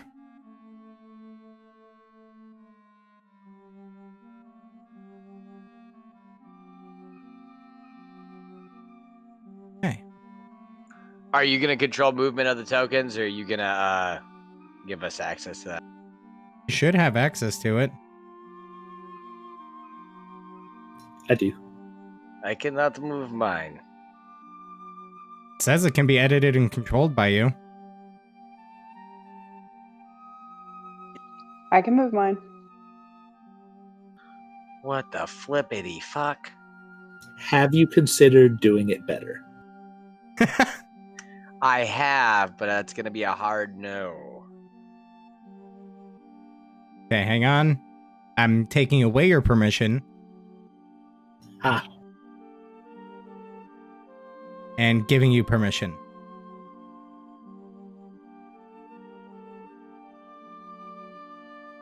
Consent is important. Still can't move it?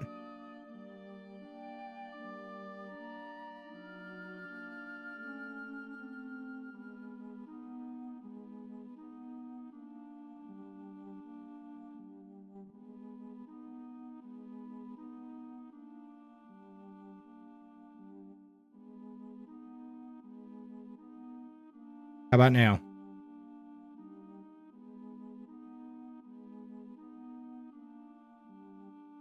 Can't hear you. No, can't select. Oh. try reloading. That doesn't make any sense.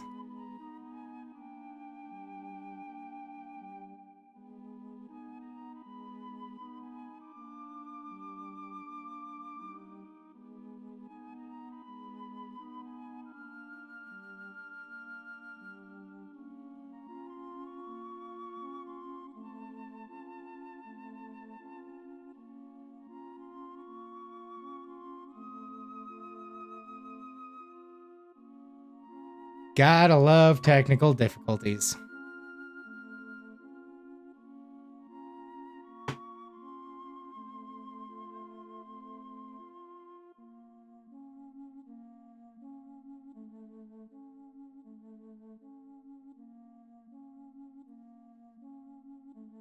Everybody else's works, though? Yes.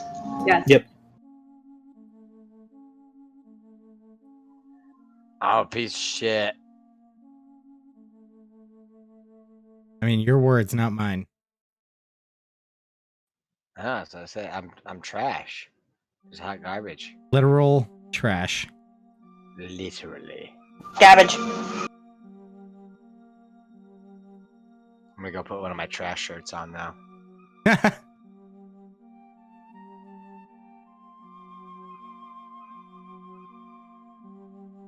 Still nothing?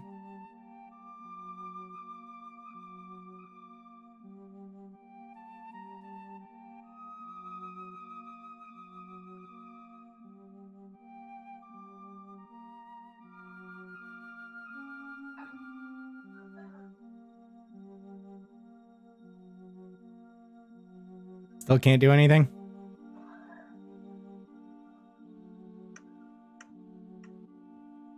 No.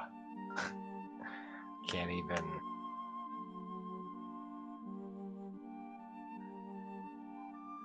Okay. I'm gonna try this a different way.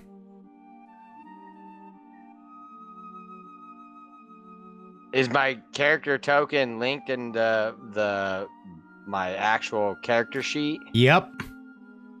That was, I left your normal picture and put the token as your token. So you should be able to. One reason or the other.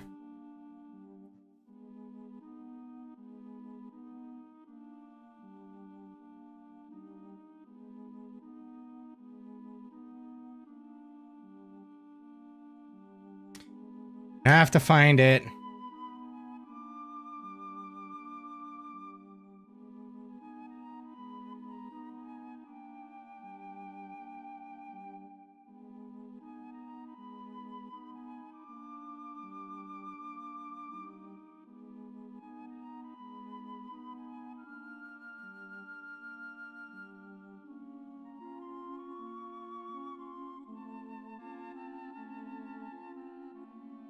Documents. D&D. Okay. While we have some downtime, here's a question for the group. What is a mild inconvenience that makes you want to do crimes?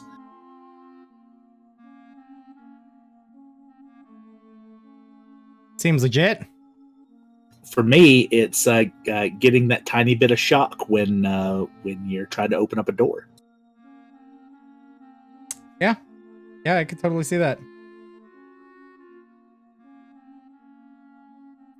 Okay, I'm good. All right, there we go. All right, so. Sorry about that technical difficulty. All right, so. As you guys are walking along, kind of taking a look around, you see a bunch of trees. You're right on the edge of the cliff. So where you see the water, imagine that's actually like a cliff because I had to make this map. And I don't mean literally make the map. I mean, anywho.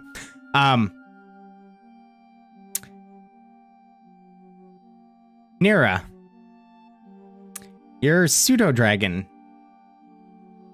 catches a hint of movement from right there and right there.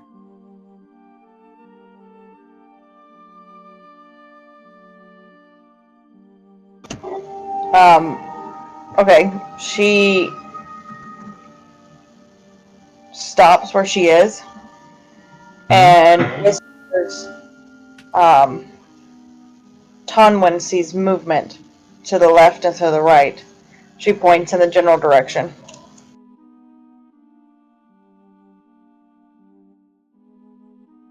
All right, and now taking a look, you see what appears to be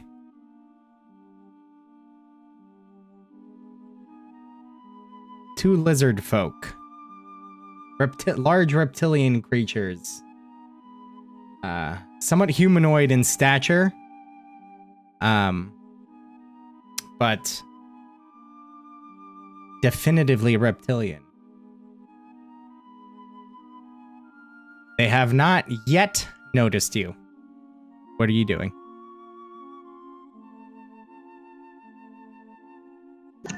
I mean, general knowledge is that lizard folk are aggressive, right?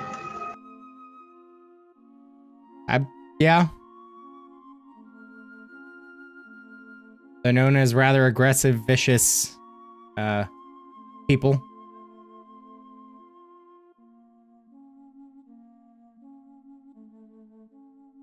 I just attacked.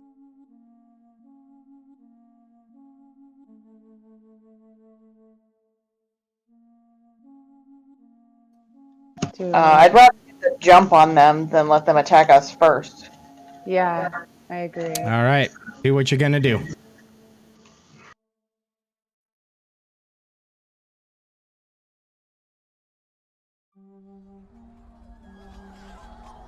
I'm gonna cast Ray of Frost.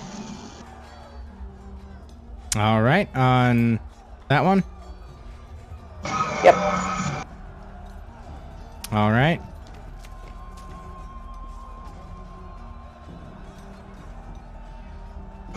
$15 to hit.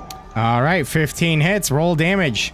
As you stretch out your feathered hands to fire this icy beam of cold that strikes true, dealing 7 points of cold damage. And then, Nice. I'm not aggressive. I actually am aggressive. Go ahead and roll again because you're technically surprising them. So, An 8. no, I meant to hit. Just in case you crit. Okay, still hits. Okay. Moving. Yeah, backwards. All right. Anybody else doing anything right in this second? I'm casting my Sacred Flame on, I guess, the same one because I don't think I have a line for the other one. All right, easy enough. And I'm gonna cast my what do you call it? My hand, magic hand, whatever it is, mage hand. Mage hand, there you go. Yep, right next to him, because I'm gonna pocket sand him with my mage hand. Pocket sand. All right, so it didn't come up, but he rolled a 18. I don't know why it's whispering my rolls to me.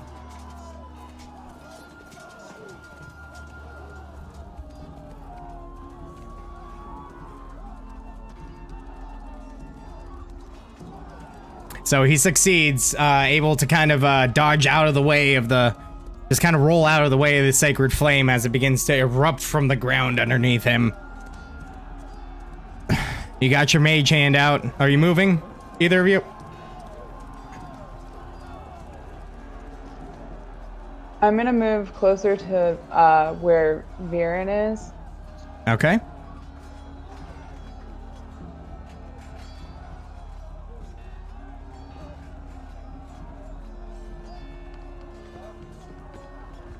All right, and how about you, Friendly? Friendly probably wasn't paying enough attention to actually see the ray of frost go off. So in my confusion, I'm just gonna try and stay back and hide. Okay, roll a stealth check.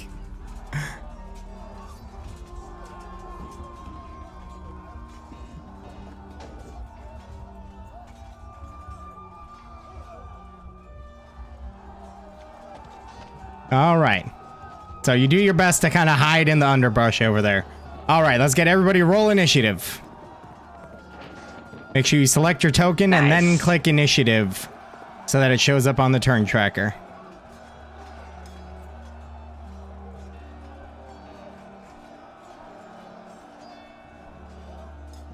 Where's...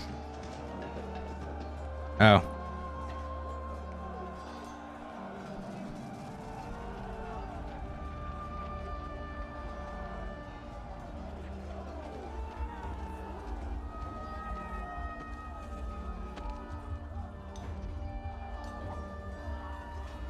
All right, so first up, we have Andriette.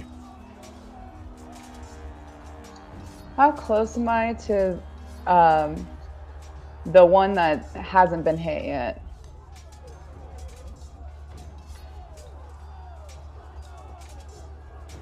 Okay, cool. About 45 feet. All right, I'm gonna take out my crossbow and attempt to shoot him. All right, go for it. He's behind half cover, seeing as he's behind a tree. Kind of 3/4 cover, actually. That's a tree that he's standing behind, but... Yeah, 6 isn't going to do it either way, unfortunately. So you fire, and you hit a tree.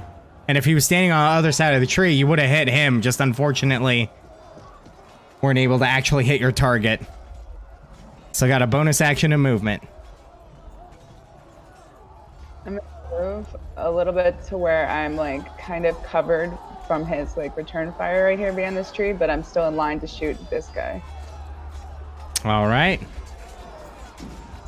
That brings us to this guy.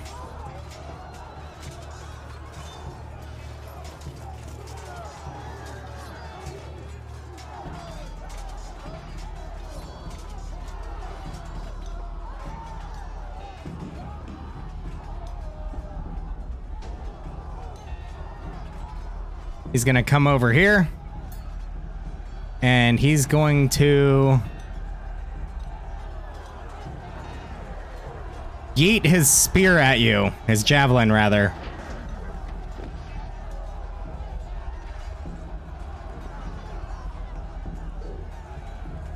It's gonna be a 10 to hit, which I'm sure misses. Yep. So unfortunately, he throws the spear, and you're able to raise your shield and deflect it out of the way. And he now looks at you. You can see very, like, disturbingly, like, angry but emotionless expression on a lizard folk with his reptilian tongue coming out, kind of like as he stares you down. That brings us to Nira. Okay, so the other one that I hit has 10 less feet of movement. I know that's not a whole lot, but... Okay. She is going to cast Ray of Frost on the same one as well. All right, send it. Pretty sure that doesn't hit. Yeah, so you fire, and he's able to kind of like dodge just behind a rock, kind of get out of the way. Unfortunately, you can't quite find purchase with the Ray of Frost. Anything else? Nope, that's it. All right. Brings us to this boy. He's going to...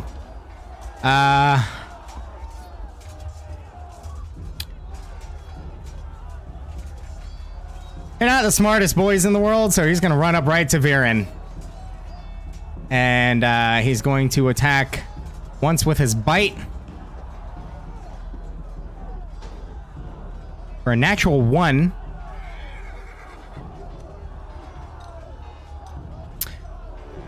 So,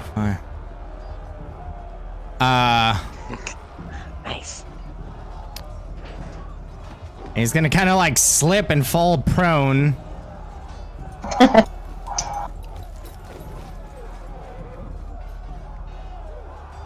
And,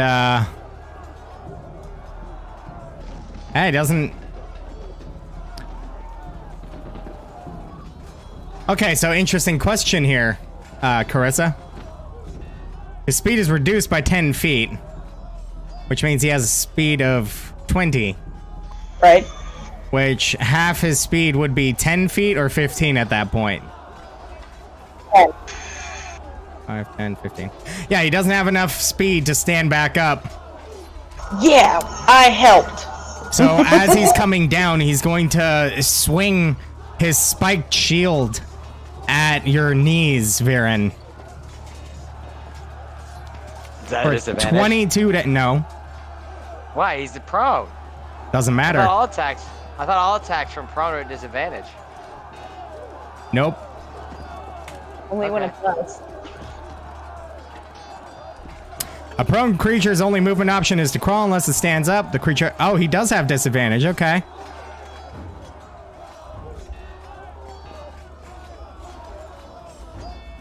Okay, so it's a 22 or a Well, I 23. still hit. This motherfucker. And that's going to be 5 points of piercing damage as this spiked shield slams into the side of your left knee as he's coming down, piercing a good 2 inches into you.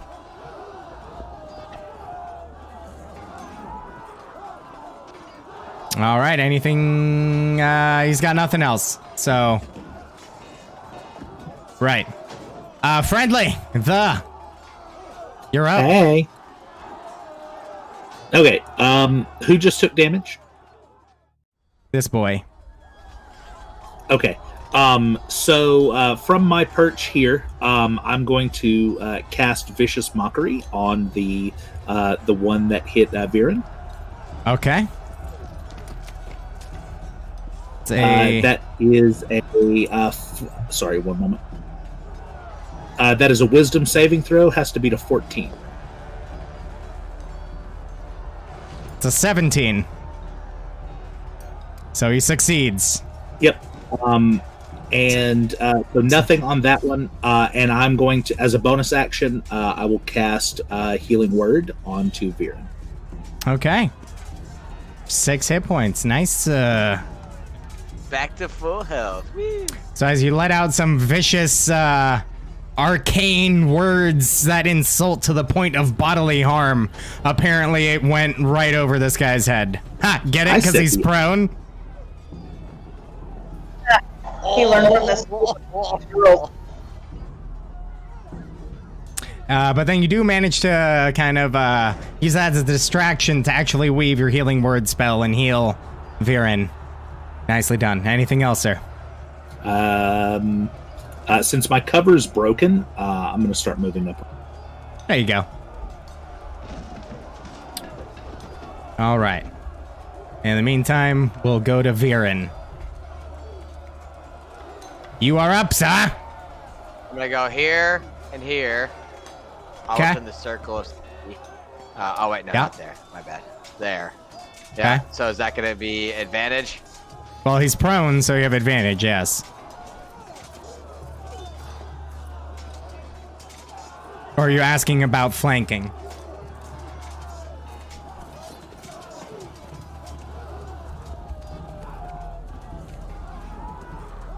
When it's her turn. What? No, when it's her turn, since we're there in that stance, right? Would she have? Are you asking about flanking? Yes. Yes. All right, so flanking is an optional rule that we can do if you guys want, but anything I let you guys do, I let the monsters do too. So Yeah, that's what I was saying. I didn't know if we were doing it or not. So flanking is when you're directly opposite each other from an enemy. Those people have advantage on their attacks. So we can use that rule, and you guys can use that, but that also means the enemies get to use it. So, you say what? I don't know. I say no. We got 2 no's. I have never not used flanking, so Yeah. It doesn't matter to me. I like using it, but yeah. All right, It's so up in the air. DM decision. I'm going to make the executive order that we are not going to do flanking Okay, too easy. unless there's a change of heart in the party. how many hearts do we have to collect to change hearts? At least 1. Oh, too easy. And I need photographic evidence and preferably cryo sealed and UPS'd with a tracking number 2 to 3 business day. Can I just put it on your desk? Oh, well, yeah, you can do that. Yeah, absolutely. Oh, okay. All right, so, but you do have advantage because he's prone. So, Yeah. Okay.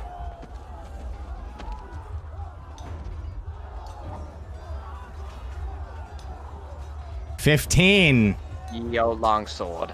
So as you swing down, the lizard folk sees it coming, brings up his shield, and is just short. It cleaves into his body. Roll damage. That was attack. No, that's damage. Oh wait, no. That's the attack. Why is it damage not going? Click longsword on Yeah, that's the what I did. like on in the chat, not on your character sheet. All right, 7. Yeah. 7 points of slashing damage as that carves into him. Well done. All right. Anything else, sir? Nope, that's it. All right. Top of the order, Andriette. I'm going to toll the dead, the one that's not been hit yet. Okay. That's also a wisdom save, if I remember correctly.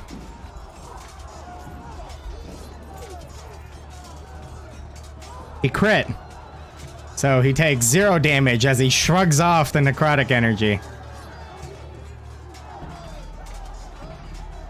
All right, anything else? I'm gonna move towards the, I'm gonna move, hold on. Okay.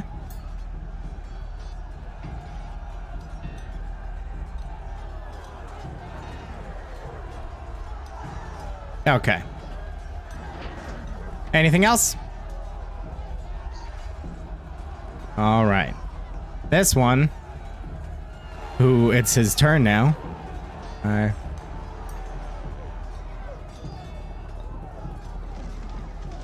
Going to come up here, and he's going to make a bite attack against Andriette for a 17 to hit. All right, so as he gnashes down, you manage to kind of block his jaw with your shield And in that moment of distraction, he reaches back and swings with a heavy club. For 20 to hit. For 4 bludgeoning damage. As your line of sight is kind of blocked by your own shield, he makes a wide arcing swing over top and crashes right onto the side of your head.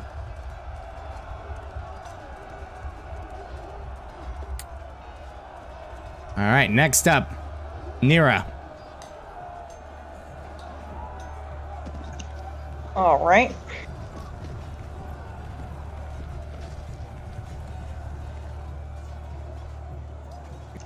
I am going to mind sliver the one next to Andriette.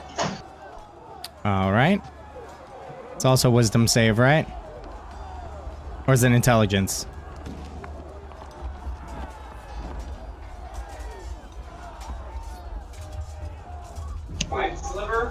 Yeah.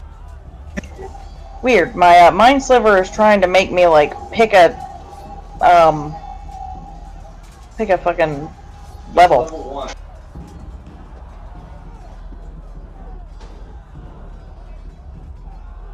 Intelligence save, okay.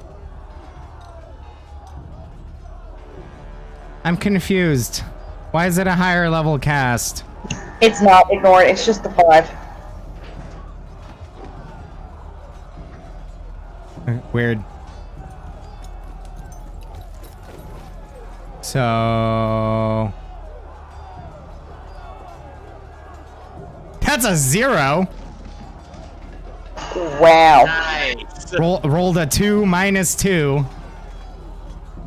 Oh, he takes 5 points of psychic damage and has to subtract a d4 from an attack roll, or is it a... It's a D4 from a saving throw. Okay. All too easy. All right, anything else? That's it.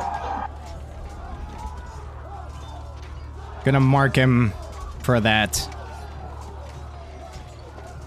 All right, that brings us to the prone boy. He's going to use half of his movement to stand up. And, being smooth-brained people, he's going to, kind of pack tactics this and attack what his friend's attacking.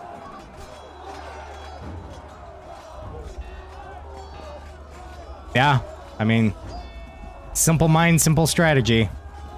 22 to hit for 6 piercing. I'm a goner. And, I mean, yeah, he's gonna try to spike shield you. 17, which just misses. As you kind of flinch back from the pain of the bite. The spiked shield that was being swung with the momentum. Just kind of like... slow motion passes right in front of your face.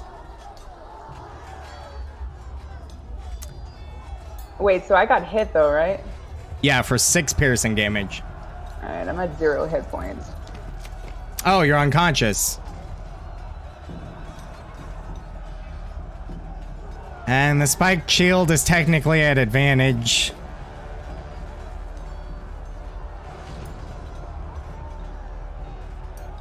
Oh boy. Oh, hey. So are you playing that if once you're at 0 hit points, the attack has to do equal to or greater than the next attack has to do equal to or greater than in 1 hit to like kill them? Yeah, you have to go negative by your hit point maximum in order to die outright. Yeah, so I know that there's 2 different ways. It's you either use the like where you can build up to take them to 0, or like it'll be like, hey, you took the damage, that's going to be an automatic death saving throw. Yeah, I don't know which one you're doing. No, okay, so we're gonna say that He swung as he was going for the bite. He was swinging his shield at Viren for a 17 to hit.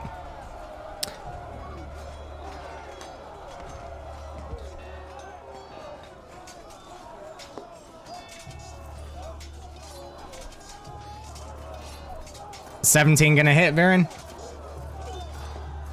Oh, my bad. No, it does not hit. All right, so much. It just kind of goes right past your face. So, Friendly, you're up. Your compatriot just went down. Okay.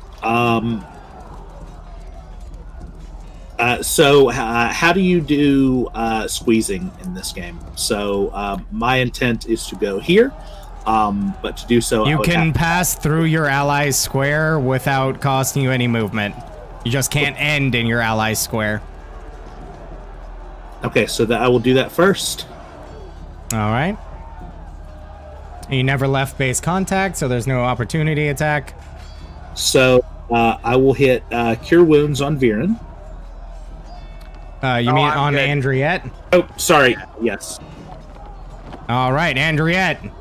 You regain consciousness, taking a deep gasp. As this warm, radiant energy washes over you, restoring you to consciousness and restoring 11 hit points. You are much appreciated, sir. And on top of that, I'm going to give her a Bardic Inspiration with my bonus action as well. Sweet deal. Which, could you just elaborate on that, sir? Basically, for the next 10 minutes, on one ability check, one attack roll, or one saving throw, you get to roll I believe it's a D4 right now, and add that number to any one of those 3 rolls. Once.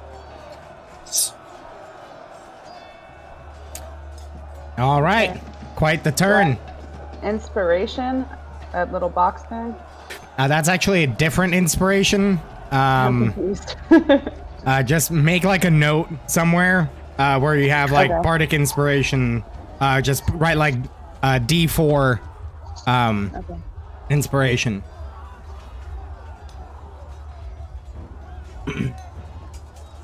So like if you make an attack roll and your roll is a 12 total, and you're like, man, I really think I could get it to hit, you can add that D4 to it.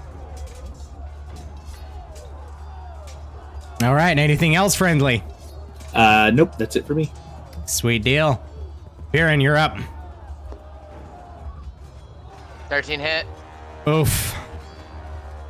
Misses, unfortunately. Okay. So, yeah.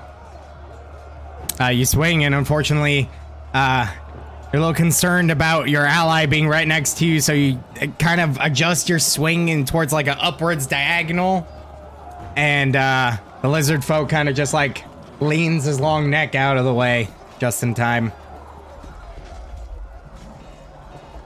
And you move And I there? move like that. Yep. All right. Andriette, you're up. You're awake but prone. Okay, so I'm going to, I'm just gonna Sacred Flame the guy that tried to kill me. Okay. He needs to make a 14 dex save.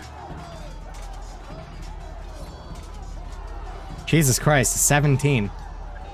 These guys are rolling. They have plus. They made every save, right? They have plus Oh, no. zeros to dexterity. I want you to know this. I think there was one save that they haven't got. The one where the guy rolled the 0. I think it's the only one that they failed. Yeah. Did the one guy have the mark? Is he making the save? No, it's this Yeah. one. No, the other one's the one that hit The me. other one. No, it was this one that knocked you unconscious, because afterwards he attacked Viren. Ah, it was the one that I attacked, which is the one that she attacked too.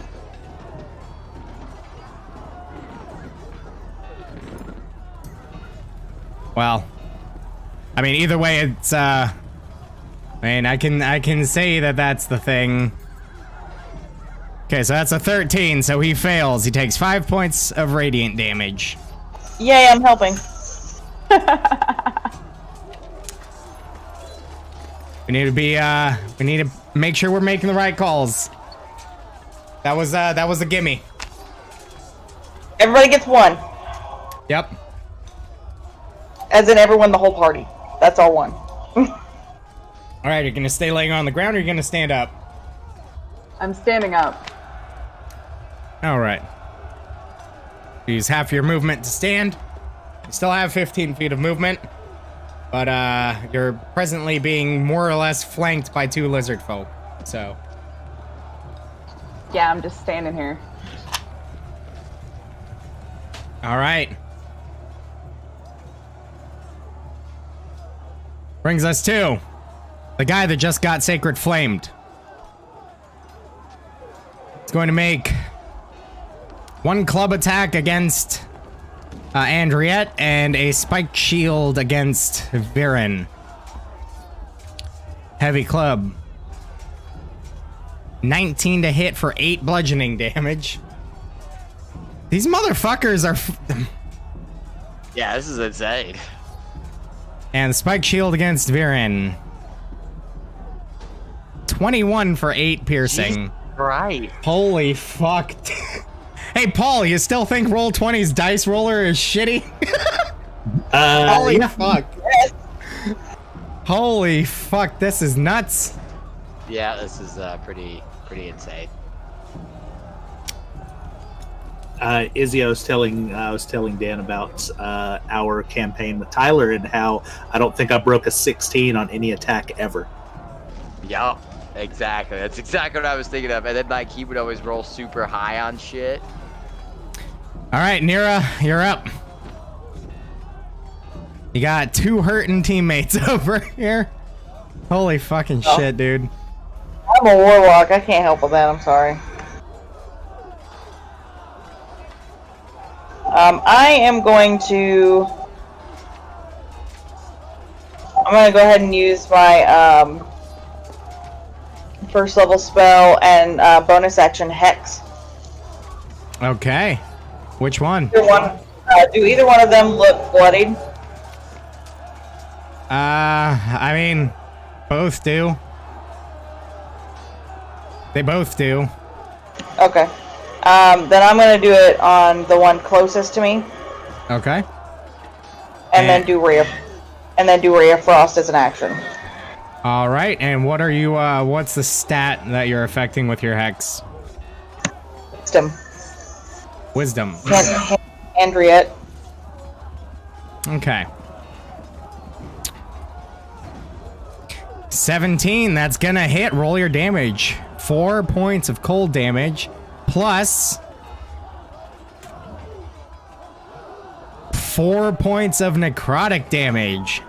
And with that last little crunching of that necrotic shroud that has appeared around him, that's enough to just squeeze the life out of his eyes, and he falls dead to the ground. The hex looks like tentacles running up across his skin. There you go, tentacles running across his skin. That's what I said. I'm giving you some visuals. I know. I'm not being snooty. I'm just saying. The DM's always right. It's true, absolutely. Well done. Alright, let's see it. Anything else? Nope. All right. That brings us to the dead boy. Which means it brings us to Friendly, the... You just watch a lizard folk collapse to the ground next to you. It was tentacle porn. It was gross. Very Japanese. So kawaii. All right, I'm going to use my movement to get up in range of the other gentleman here. Okay. And I'm going to try and poke him. You gonna reach out and touch him? Inappropriately at best. Oh, we did a poke and stick. Hey, look, a 15. It still holds true, Paul. All right. So you go to stab him with your rapier, but he's a really fucking dexterous guy and is unable to get out of the way. So you successfully deal 1 point of piercing damage. I tell him to stop moving. He raises his hands. I'm kidding. He doesn't do that. He looks at you menacingly. All right. Anything else? Nope, that's it. Viren! Do it.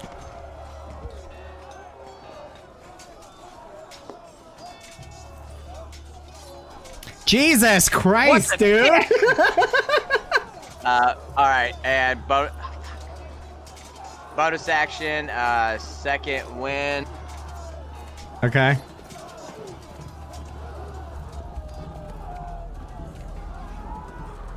All right, so that's 5 hit points back. Easy peasy. All right. Andriette, you're up.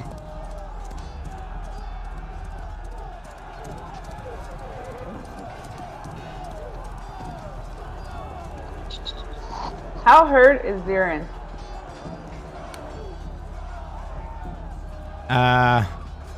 Viren, what Like do you look emotionally? like right now? Well, I just got a little bit better.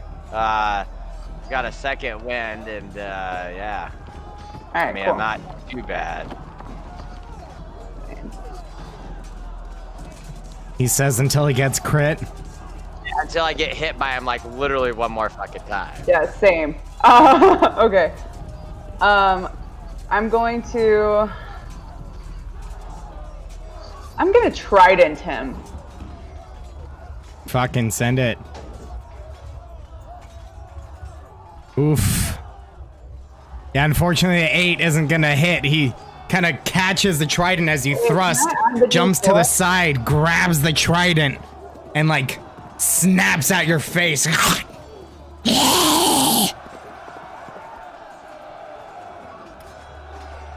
Stupid lizard needs to die. Anything else? I'm going to move.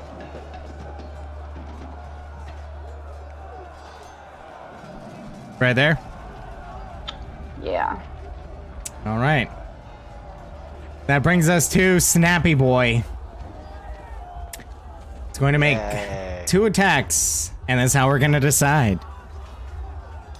We let fate decide. Friendly, 1 and 2. Andriette, 3 and 4. Viren, 5 and 6. Andriette, Fate's a dick. Coffee one. it's going to roll a 6 to hit you Oh, thank God. with a bite as he snaps towards you, and just you're able to kind of dodge out of the way, and then with his heavy club, it's going to go for friendly. Oh, friendly. 9, which I'm pretty sure is gonna miss. Correct. So he's feeling the pressure, seeing his teammate fall. He's swinging wild, just trying to get somebody down. It's not working. Nira, you are up. I use my bonus action to move the hex over to the other guy and Ray of Frost. Oh, dude, he is so like fucking wrapped in tentacles right now. And I was about to say he has half cover because he's behind your teammate, but it doesn't matter. Yeah, that's. Oh, and a 2. There you go. All right, I'm gonna roll my d6 too. Okay. So as the ray of frost blasts into his like neck area, that's actually kind of peeking out over Viren, then taking an additional 5 points of necrotic damage as the tentacles wrap around and begin to suffocate him. And he's just he's looking rough. That's the end of my turn. Friendly. Quit being so friendly. From Hell's Heart, I stab at thee. Natural 1. Ooh. Become the. So as you stab towards him with the rapier, he smacks it out of the way with his, whatever the hell I said he was swinging with. Heavy club. Now unable to find purchase. No, my rapier, not so. Alright, anything else? I yell obscenities into his face. Fair enough. Viren, you're up. There it is. Hey. Yay! Roll a 1. You did once. 7. Yeah.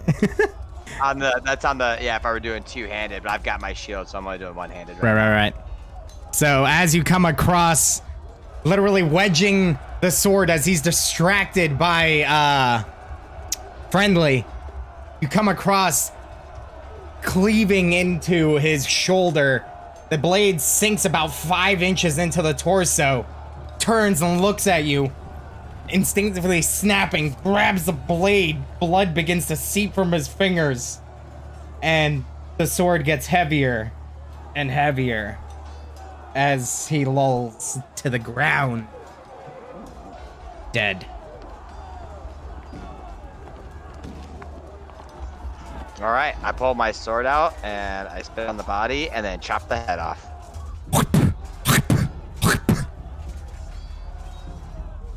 You do not know the way.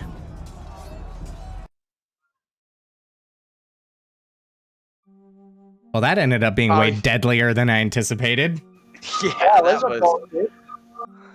that's one of those ones, like those encounters that you have planned. You're like, oh, this is gonna be cake, and it's like, Jesus Christ! Like you could have easily killed like 2 of us right there. Yeah. Bad rolls make a difference. Yep. Similarly, good rolls make a difference. And this is why I like to use the Roll20 roller. It's open and it's fair. Hey, don't use those F words here. Oh, usually. So, now that,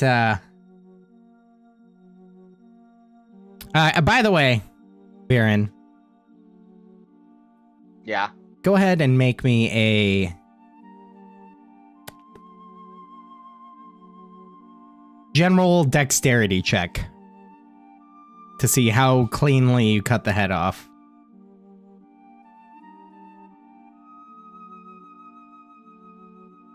$10 was the DC. You managed to cleanly cut. Managed to cleanly cut a lizard folk head from the body. Pretty cleanly. I mean, not the cleanest, but clean enough for it to be a whole head that's worthy of presentation, potentially. I want to make it my hand puppet. No. Okay, I think our minds just went 2 very different ways there, Friendly. Who's a cute little puppy? You are. You are. I'd like to check the bodies for any valuables. I check it for vials. Valuables, like gold, or things that actually matter. Yeah, sure. Make an investigation check. Viren has a head. I'm sure he'll sell you.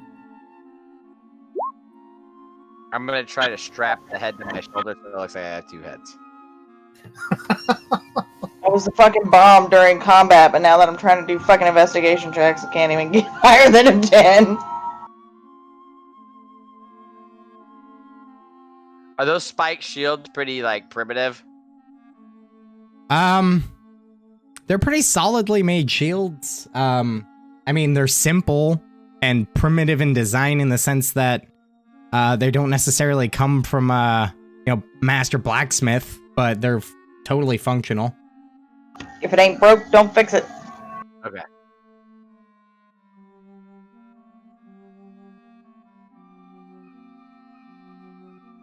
And then you said they had clubs. One of them threw a spear or javelin, right? Yep.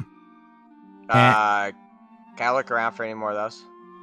All right, so Nira. Sorry, your names are so similar.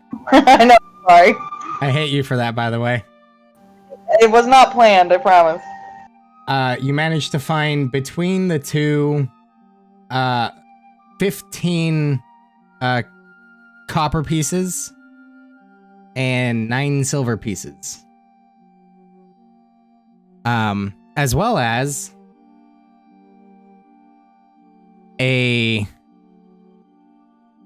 which you now realize was kind of tied around one of them in a like makeshift satchel. 50 gold pieces. Exactly. In a satchel. Oddly specific. Suspicious satchel is suspicious. Okay, go ahead. I'll talk. Viren, you managed to find between the three of them, or between the two of them, 4 javelins. Each has a shield, each has a heavy club.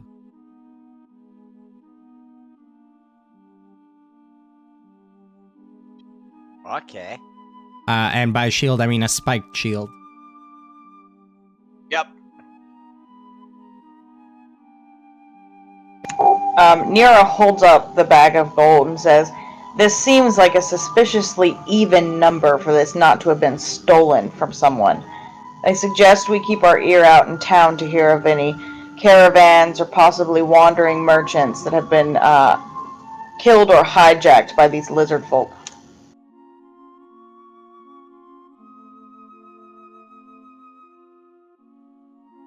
Okay. I have a head. It's a very nice head. Thank you. I cut it off myself. Isn't this... No, I was there. Ah, yes. Alright, Andriette. Because of your Yes. passive perception, you notice, 2 sets of footprints. Both saurian in shape. Seemingly matching the feet on these lizard folk. Coming from the east, and headed towards the north. And as you kind of take a second to like walk along to kind of see if you can figure the trajectory, they seem to point directly at the looming old building standing in the distance. The object of your mission. Seems like the lizards were interested in the haunted house as well, guys. Well, now lizards are dead, so sucks to suck. Ghost house. Ghost Seems house. seems more likely that the lizard folk have taken refuge in the haunted house and have been scaring off locals by terrorizing anyone who goes into it. But let's still hope that there's some ghosts. Only one ghost. What if we take a little break to heal wounds that some of us may have received? I agree. A short rest may be in order. Yeah, because if I run into anything else, I'll be deader than dead. Yes, I completely understand. I am in same boat. Alright, well, y'all roll your hit dice, and Nira, your regain your spell slots. Spell slots. Warlock. And I'm gonna make a pee-pee real quick. Good luck. Don't miss.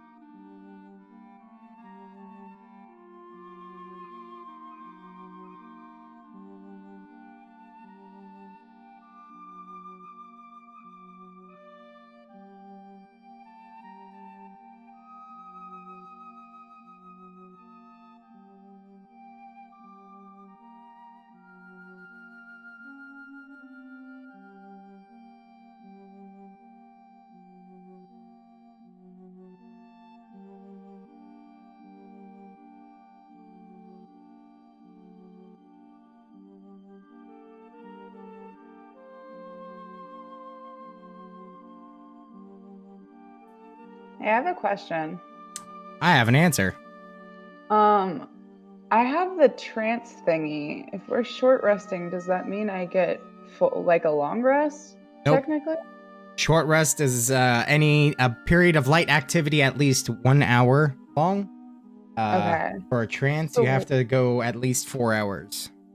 All right, cool. Just confused. Yes'm.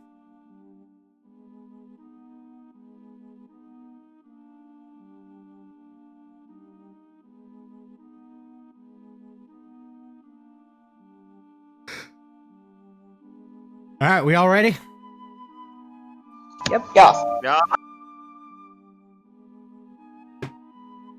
All right, so as you gather yourselves and tend to your wounds, recenter, you continue your journey to the haunted house. The road to the house winds through the rocky coastal terrain, often offering a view of the sea below. Low clouds press upon you. Occasional patches of sunlight peer out over the water. Stiff wind blows in off the waves, carrying the briny stink of churning water.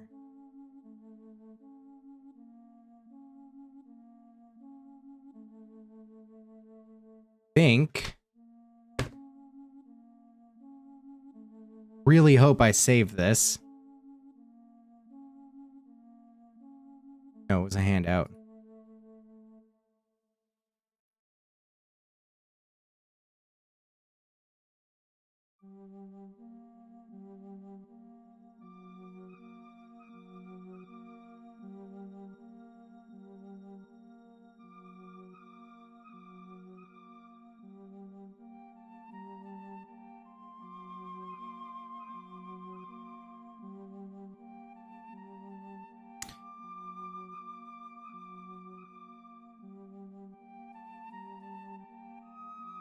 I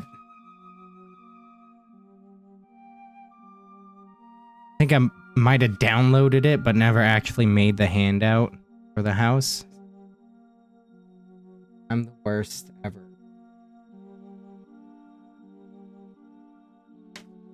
I didn't say it. You did.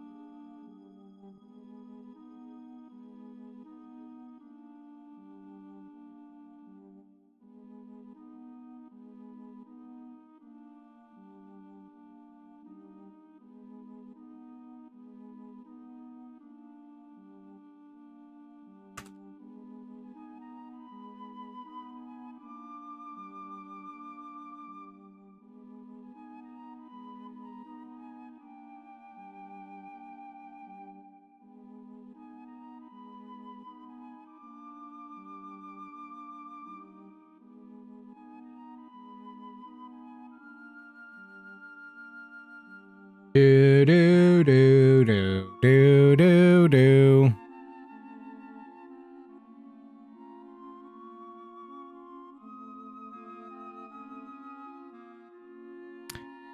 For all I know, this fucking handout is in here somewhere, and I just have no idea where the fuck it ended up, so.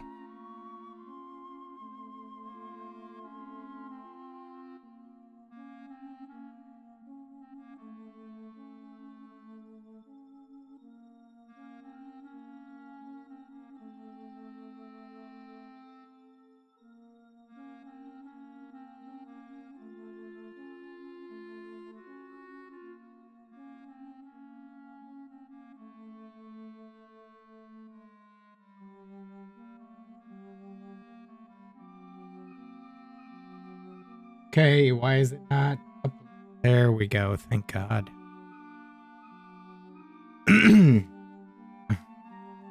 Alright. so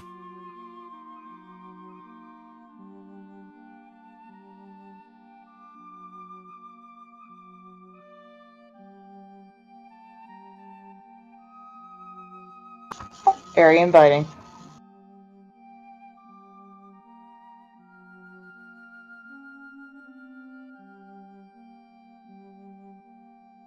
standing atop the bluffs, you see a decrepit house. It sits on the highest ground in the area. Around it, a stone wall has crumbled in many places, exposing the interior grounds. An ornate metal gate lies open at the end of the road, swaying slightly in the wind. Wild flora grows throughout the inner yard, but all the years cannot hide the evidence of a well-tended garden that once sat here. Near the house, the rotted wooden roof of a water well rises out of the tall grass.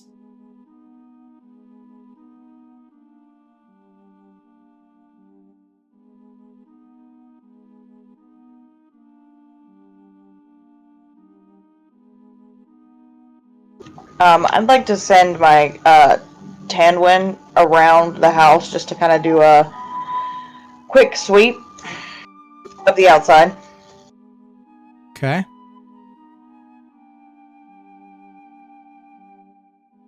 I can see far too much of that. That's fine. There was no dynamic lighting. I had to make this map as well. Oh, boo. I'm just gonna slap you guys on here.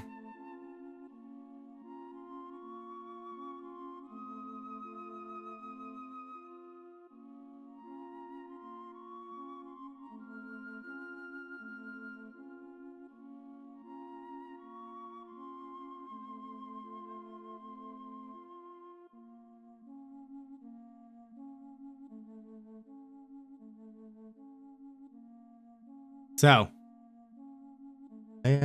send.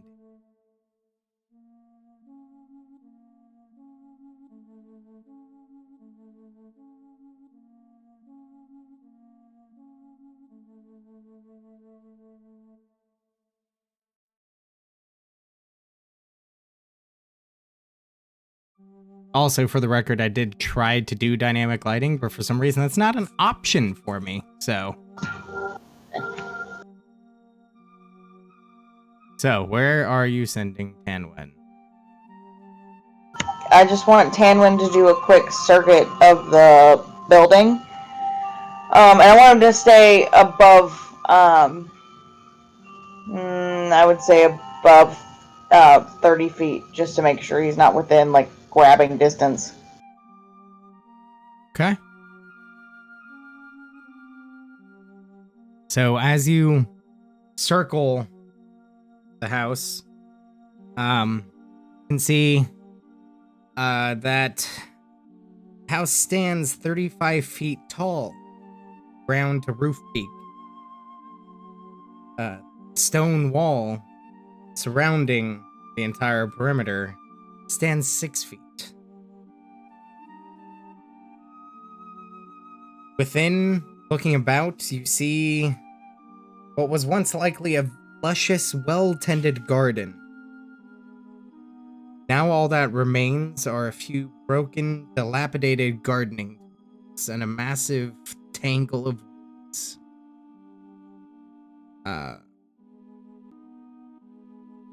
You also notice a single massive rose bush has overgrown the wall near the gate, twisting and writhing its way up and around the area, choking out most plants that dare grow in its shadow. Several bright, beautiful blossoms can be seen sprouting from the bush. Go ahead and make me a perception check there. What else you might notice? –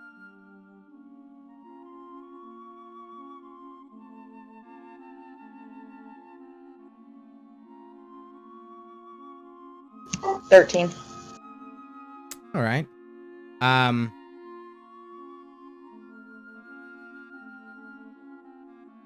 You notice,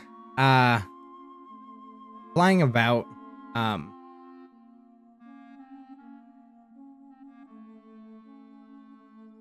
You notice that there appears to be some sort of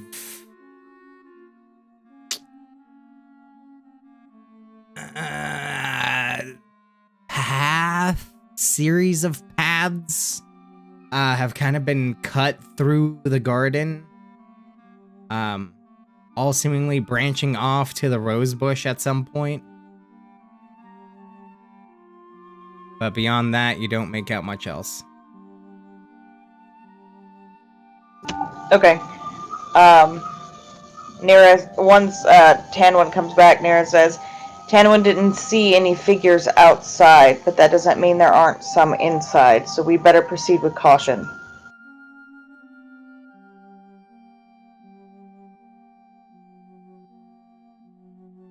Yes, okay, let us be cautious.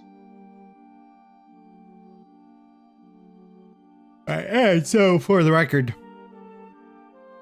guys are coming from the southern side here. I just threw you on the map so that you could be on the map. That well that I mentioned at the beginning was this, by the way. Nira.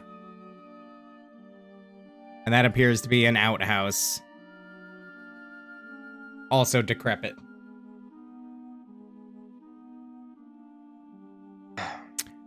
So. Did we check for any other doors?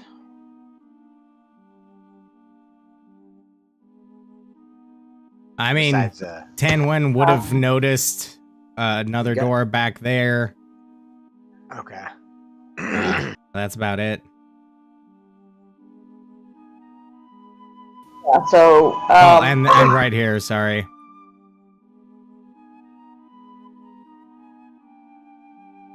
I don't know what the fuck that is, so just ignore it. It's not a door, I know that. I just don't know what Okay. it is. I was just it was like a cellar or something. so front door or one of the back doors? I think that back there, by the way, is literally... Oh, that's a wood pile. Because look, you got the chopping block right here. Oh yeah, would you look at that? Just look at it. So, not that you can see it from where you are, but... Got 3 options. Boom, boom, boom.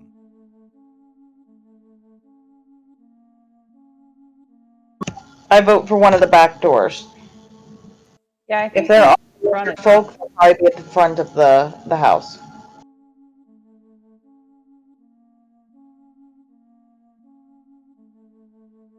Yeah, I'm down for whatever. I was just saying, like, do we want to? Yeah, I'm cool with it. Are there any windows down low enough that we can see through? There's a bunch of windows. Every one of these little things is a windows. That's why I added the other caveat that we can see through.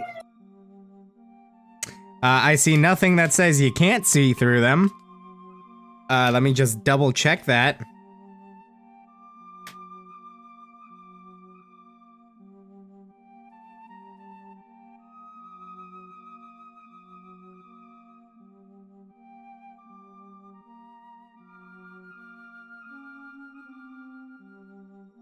I ask because with the state of the rest of the place, the likelihood that the windows are not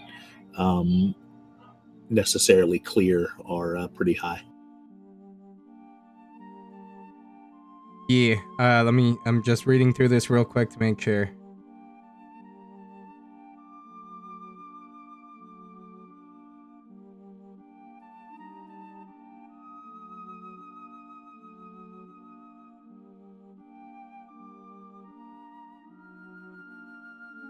No, actually, as you look across the face of the building closest to you, noticing now on the first and second floor, all the window pane, or many of them, appear to be broken. So you can see through them, yes. Ho ho ho. I will stick my head into one of the holes and try and look through. All right, which one? Let's aim for this one. All right, go ahead and move your character.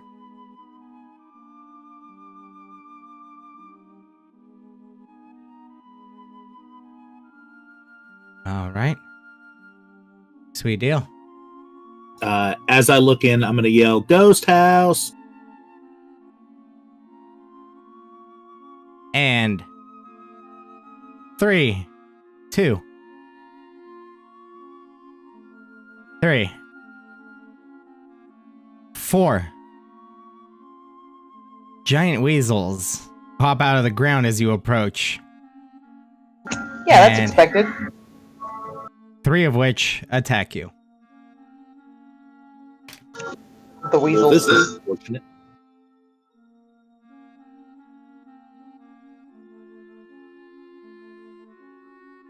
So initiative? Surprise round. Trying to load the character sheet. There we go. Yes, they get a surprise round first. You're a surprise round. More like a surprise weasel. Nobody expects the weasels. Is this the Weasel All right, Inquisition? so it's going to be a 14 to hit. Was that a yes or a no? Yeah. All right, there's going to be 6 points of piercing damage Okay. from this one.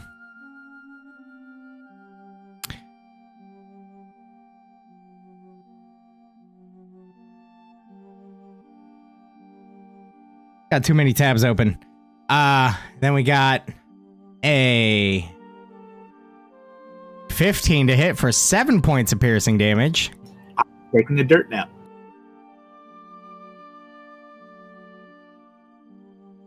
And as you're like kind of collapsing, this other one is also going to take a bite at you. Actually, no. This one's not going to do that. He's going to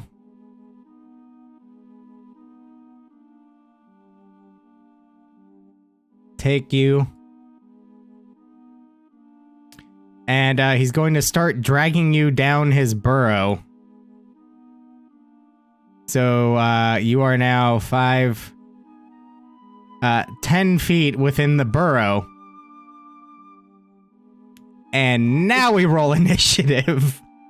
Is head first or feet first? Because I really want a good mental picture of this. Sideways. Oh, God. Just folding him in half. No, we'll say like kind of by the arm, kind of dragging him. And I didn't click my token. I'm sorry.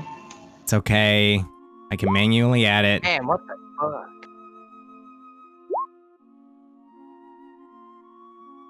Why can't I roll like that when we're actually fighting? I can't roll like anything, right? I got And a freaking fucking Judas. 13. I had a 3 last time for initiative. I'm doing great. I always roll high for initiative, and then when we're fighting, I can't roll anything.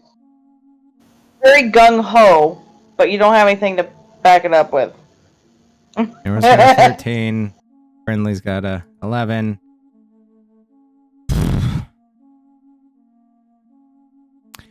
All right, so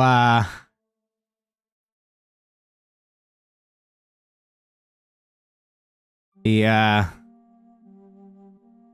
3 of you here, including plus Tanwin, hear Friendly yelp out in pain. And looking over just in time to watch him getting kind of like tugged down a burrow. Or it's somehow under this large rose bush. What a fucking... Holy shit.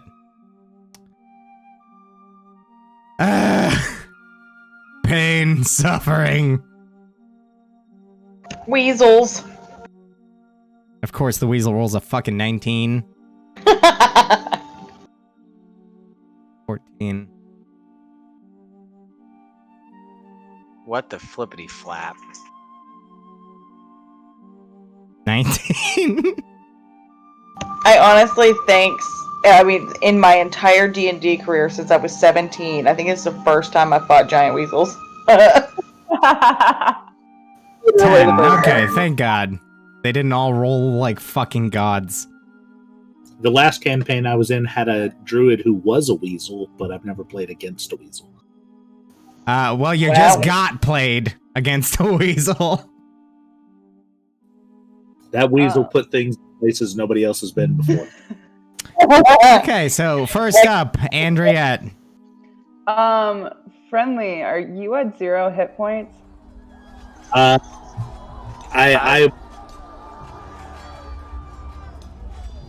He is unconscious and 10 feet inside a burrow right now.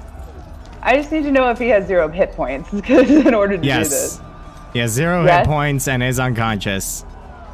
Okay, I want to spare the dying. I don't have to touch him for it because of my domain. You do have to see him, I believe, and you have to be within 30 feet. The 30 feet, I would say so. But currently he's 10 feet in a burrow. So, unless you go up to dive the burrow. After you? Kinda. Alright, let's see. Although at that point, meta-game me a little bit here for the sake of a new player. You could also heal him for maximum healing because of your thing, I believe. Yeah, I was just gonna do cure wounds for him. There you go.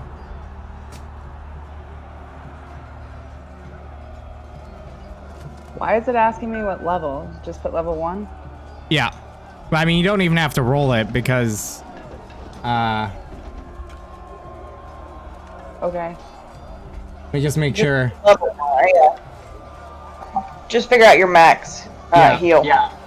So it's gonna be a just 8 plus your wisdom modifier.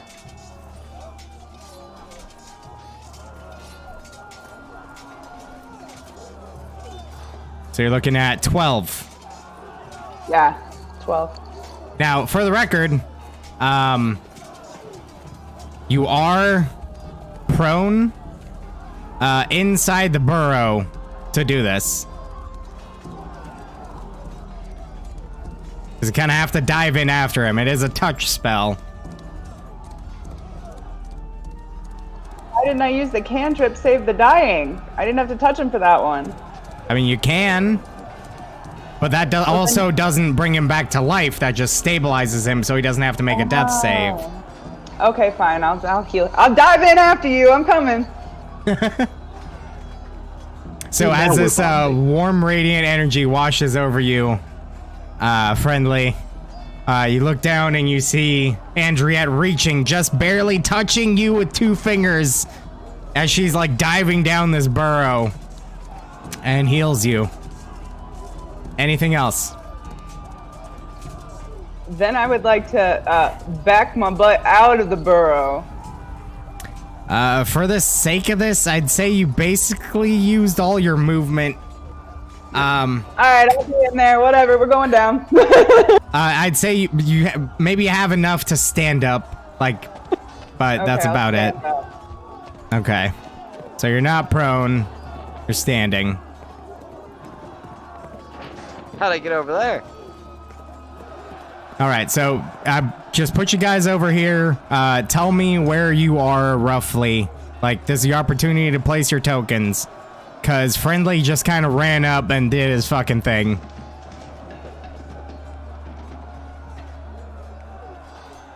So, and if you want to be like 10 feet off the map or something, just say so. I definitely want to be about 10 feet. Okay. Why don't I see his token? What token? Oh, okay. I'm just trying to figure out where everyone is. I mean, you are where you are. Because you just came out of the burrow that you climbed out of. Yeah, but I should be right next to him, right? Yeah, and he's still in the burrow. Oh, I can't see him. That's why I was asking. Yep. He's still underground, so I still have him on the GM layer.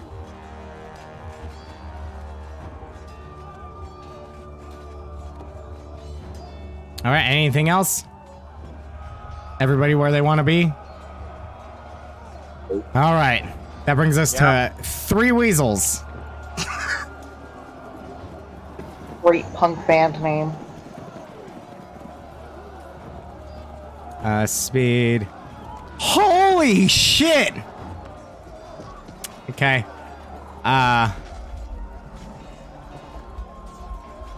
This weasel is going to charge the nearest target, which happens to be Nira. Damn it. Gonna try to bite you. With a 9 to hit, it's gonna miss. Woo, my poor spellcaster heart. Oh god, I'm gonna have a heart attack. And then we have this one, who's gonna Andriette.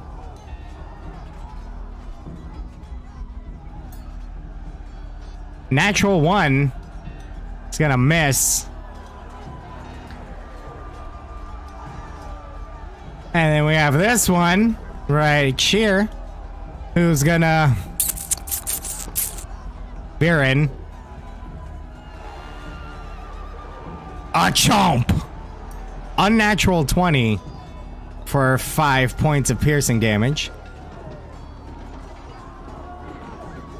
And then we got Nira.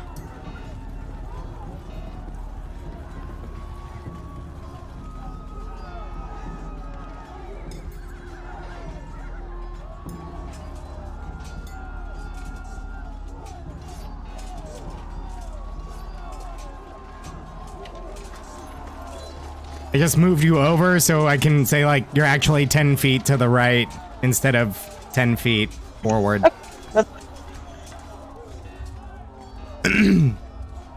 What are you doing to the weasels? That's a question I did not think I would hear in my life.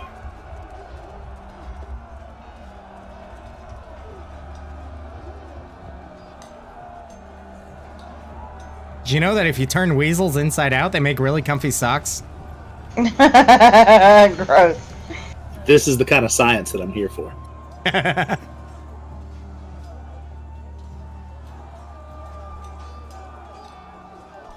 Okay, I am actually going to forgo my attack to allow my Tonwin to attack with his sting. Okay. Which one? One harassing you? Right. Yeah, the one harassing me. All right. Go for it.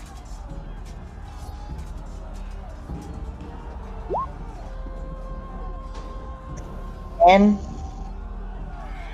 How do I not have a handout for a giant weasel, but I have a handout for every other fucking thing in this fucking... Okay, I did.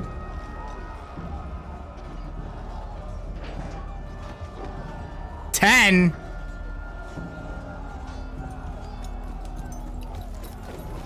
Yeah, it's a wily, wormy little rodent and is definitely able to dodge out of the way. okay. Anything else? Nope. All right. Friendly! You are 10 feet down a burrow. You're prone. Fortunately not squeezed. And there's a weasel staring at your face that's grabbed onto your sleeve. What are you doing? So, I guess I have to stand up. Don't really have a choice here. I mean, you can't, because you're in a burrow. I mean, so, like, you're technically squeezed, but not technically squeezed. Does that make sense? I feel actually squeezed at this point. Somewhat squeezed. Okay, I'm gonna try and make a dash out of the burrow in any way I can. Okay. So you're gonna kind of crawl out Make a acrobatics or athletics check, your choice, contested by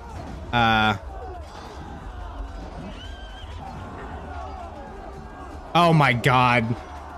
I knew that was gonna happen. I was like, oh Go no, we gotta roll something against the weasels. They're gonna crit.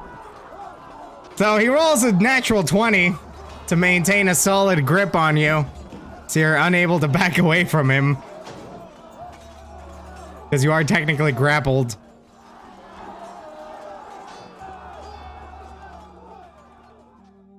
I cannot believe that shit just happened. I can. It's roll 20. That always happens. That being said, that just means your movement is 0. Nothing else is different. But you are prone, so you have disadvantage on attacks. But yeah, so that's the two major things. I guess the only thing I can do is try to attack. Go for it. Disadvantage. But I believe in you. Oof. I do not. I believe in Weasel. So you're kind of stabbing around trying to get to this fucking thing. And it's just, you're hitting the dirt. Just can't quite seem to get the trajectory right. Sorry, bud. Anything else? Probably a good time to mention, I'm like super racist against dirt, you guys. So that was really Good to know. Good to know. Anything else? for me. Okay. Well, since I told you you were prone, we're also going to consider the weasel prone. And he's going to attack you with a bite at disadvantage.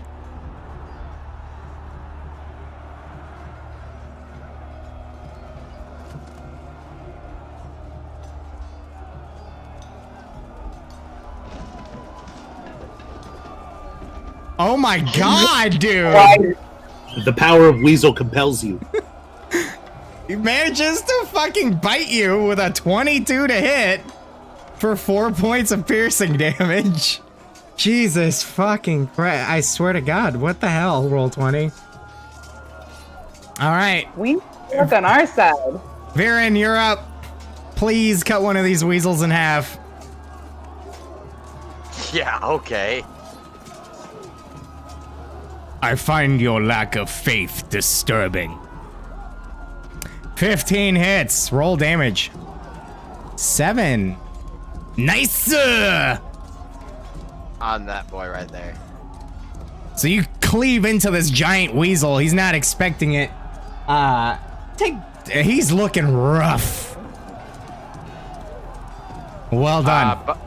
Bonus action, I've got to use it. Fucking second wind.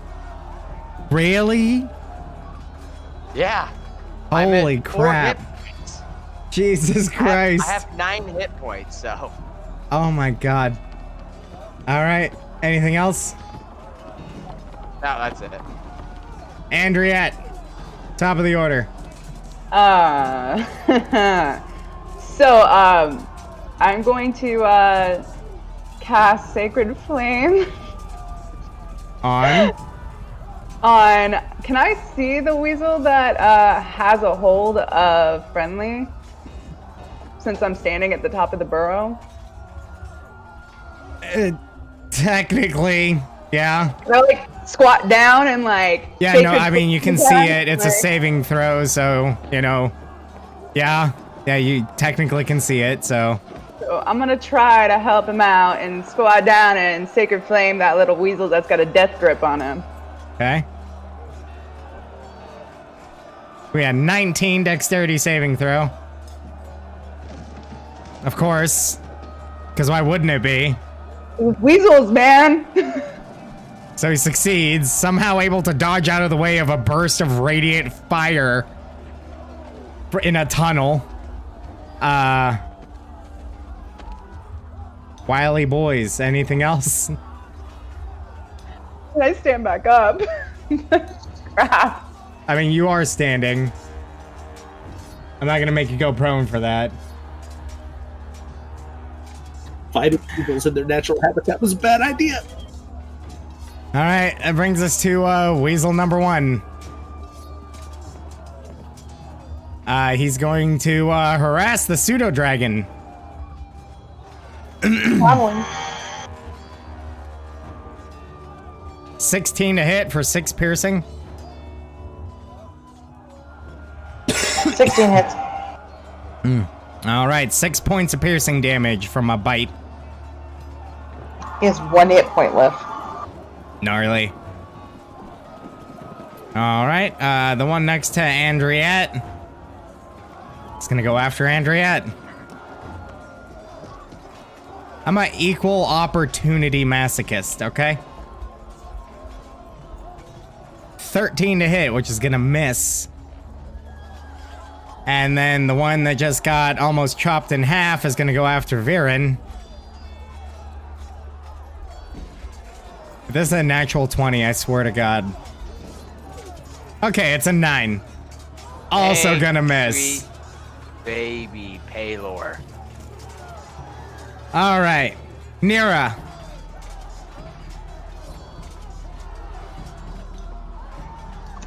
I'm gonna pass my attack over to Tonwin again. Stab! That's gonna hit. Roll damage. It needs to roll a con save against poison. Okay.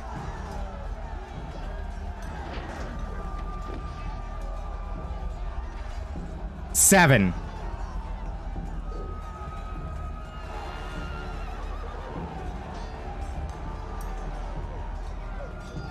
Alright, it takes 4 damage. All right. That's piercing damage. And then it failed its DC 11 con save. So... Man, it was 1 away from failing 5 or more, which would make it go unconscious. So it's poisoned for an hour. Okay.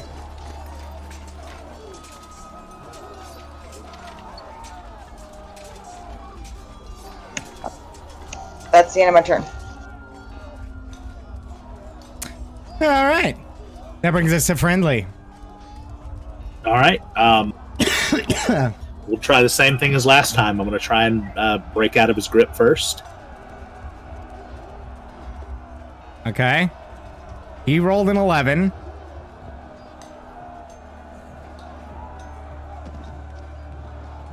Oh my God, dude. Killing me. Unfortunately, not able to break free of the grapple. This fucking weasel's got you in a fucking RKO, dude.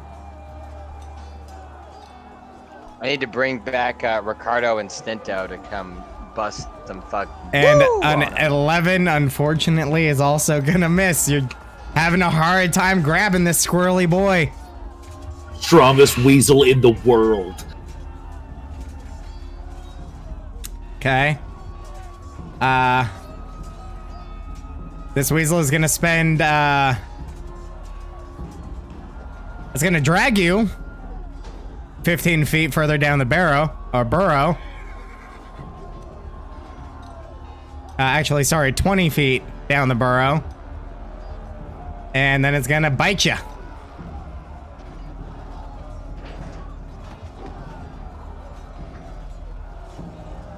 $17 to hit. There is no more pain, just sleepy time. 7 piercing damage. I'm out. Jesus Christ. Welcome to the groups. I don't know what the fuck to say. Viren, you're up.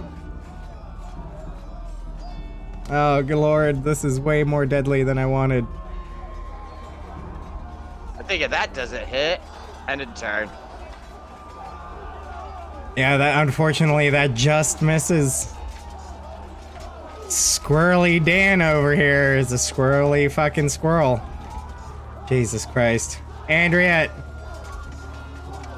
Holy fuck. These things are a little bit ridiculous. I'm gonna toll the dead on the one that attacked me. Okay. Oh, they have a 12 wisdom. That's impressive. Of course. He rolls a 7 fucking teen. Holy fuck. I can't fucking believe this shit. This is insane. Oh. Now your big buddies are gonna do shit, but your weasels, holy. Yeah, right. You're gonna come across Acerak and he's just gonna fucking eat shit the whole time. But these fucking weasels are gonna TPK you. This is fuck, dude. Okay. Anything else? I mean, not really. I'm just. That's what it is. The right response is you cower in fear. Yeah, pretty much. Alright, well, this weasel's gonna... You guys, look, I was prepared for a lot of shit when I came into this session. I was not prepared for a weasel.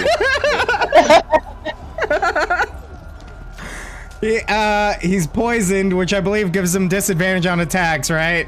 Yeah. He's gonna try to bite Tanwin. Tanwin. 11?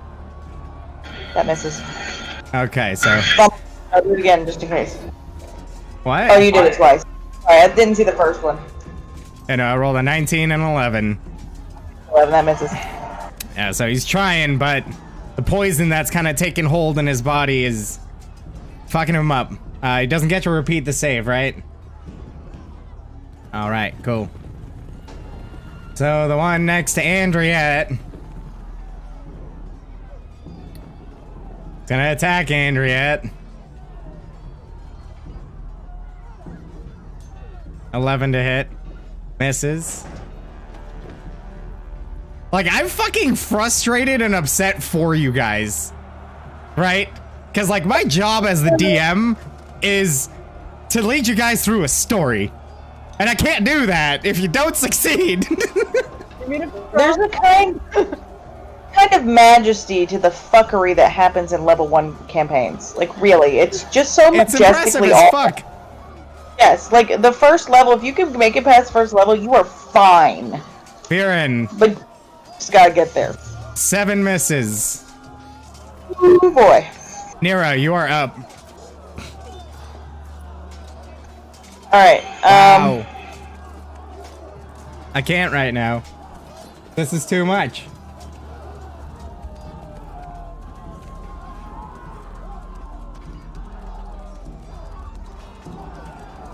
I'm gonna pull out a dagger and stab at the weasel.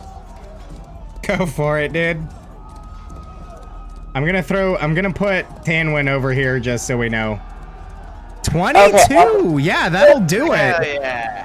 Shake that motherfucker. Almost a crit, dude. Fuck! Damn You stab shit, this fucking weasel and you literally like grab it by like the scruff of its neck, stab it, drive it deeper into its gut, run the blade up through its rib cage a little bit, and like disembowel it seppuku style. It's squealing like a hurting rodent writhing in your grasp, but eventually stops moving and falls to the ground in a pool of its own blood. She wipes her hands off and says, "Let's finish this. I'm tired of weasels." Yas, Queen! That's the end of my turn. But now that I have that thing off my butt, I'm gonna Ray of Frost as many things as I can. Hey, friendly. Hey, buddy. Hey, friendly. We doing this? We getting close? I'm gonna need you to roll a death save, please. Yeah. Talk dirty to me, DM. Oh, yeah. Oh, yeah, here it is. Give me that D20. Oh! You're lucky I'm not you using said you're my up homebrew for it. rule. I prefer 1 through 10 is a fail. 11 through 20 is a success, because that's 50-50. I'm letting you have that 5%. Mark a save. Ooh, he's being nice tonight. Probably for being murdered by weasels. Alright, on that note, this giant weasel is going to attack your lifeless body. God, I would so listen to my It's been at disadvantage this whole time because I'm technically gave it prone because you were prone, but it's advantage because you're unconscious. So that cancels out to a straight roll. But if it hits, it's a crit. Y'all ready for this? Love to you, friendly. Oh, geez. Is everybody watching the fucking chat log right now? Jesus. Two failed death saves. Sorry, friendly. Lies and libel. That brings us to Viren.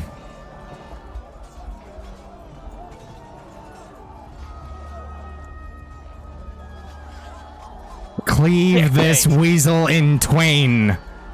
Fucking son of a slut. Nope, I miss. Like, fucking 75% of the time. I don't know what is going on, dude. This is literally just nuts. Yeah, unfortunately, that misses. I haven't even changed anything about them. Like, it's literally bone stock giant weasels. Bone stock lizard folk. One fuckery. End of turn. Andriette. So is Friendly still like death saving right now? Technically. Kind of hard to tell from this distance. You just see his body seemingly limp down a burrow. You could try to make a medicine check from this distance. But from 30 feet away, that's going to be difficult. Actually, point of consideration. Do you have dark vision? Yes, I do. Okay, so you can see that just boosts the DC of the check. So medicine check? Yep. Hard to tell. When he's in a burrow, he's 30 feet away. It's kind of dark in there. Lots of dirt. A lot of it kicking around been going on, so it's really hard to make out if he's up and at him or unconscious or really hard to tell. I'm gonna use my turn to spare the dying. Okay. So, bonus action, spare the dying. All Yeah, right. because I touch him. That's the one I don't have to touch him for. Right, you have a range of 30 feet, and it's a bonus action. So, friendly, you no longer have to make a death save on your turn. You're stabilized. For now. You still have your action and your movement. Me? Yep. Okay, so my action is I'm going to Sacred Flame again. The one that attacked me. Okay, go for it. He's gonna make a dex save.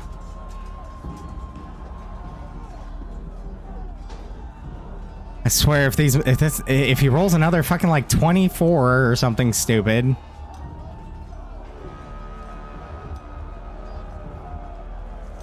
Pretty close.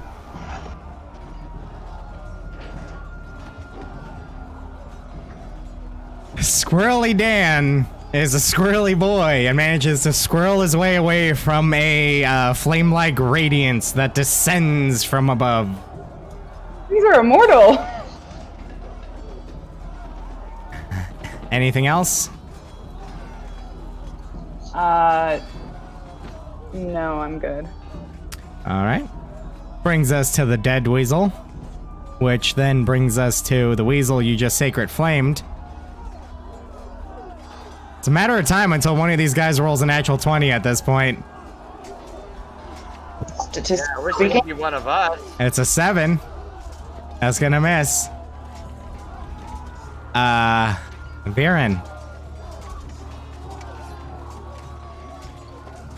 The one catty corner you is taking a bite. Or trying to. The 13, that's gonna miss. So, that brings us to Nira. Please, God. Kill one of them.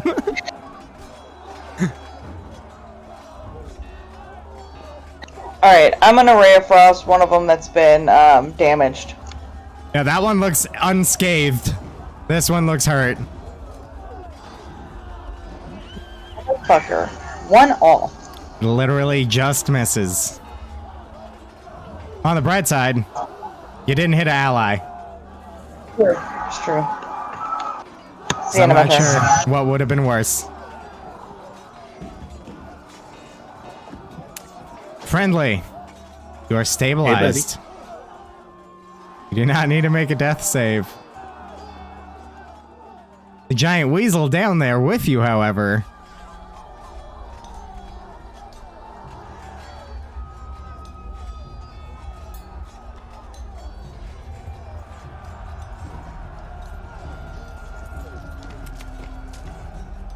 And as it bites down into your body, the last little spark of life leaves you. As your spirit leaves to be claimed by whatever deity it is that you serve. Or perhaps to the fugue plane and the halls of judgment. Wait, I thought he got stabilized. Hazel just rolled a nat 20. No, it didn't.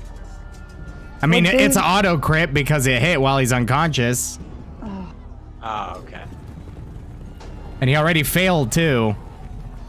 Wait, but he got stabilized, so that brings him back to 0. And doesn't that reset his death saves? No, his hit points Stabilization? were always 0. Well, yeah, but he's stabilized, which means he doesn't have to make death saves anymore. On his turn, he doesn't have to make death saves. You still suffer the death saves if you're attacked. Okay.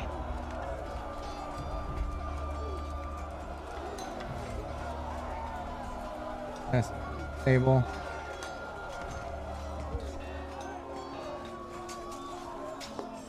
Oh, no, you're right. The number of both is reset to 0 when you regain any hit points or become stable. So, friendly, you have 2 failed death saves.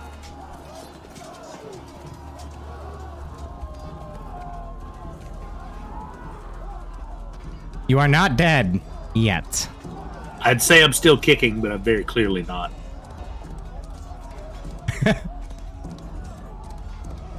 Baron.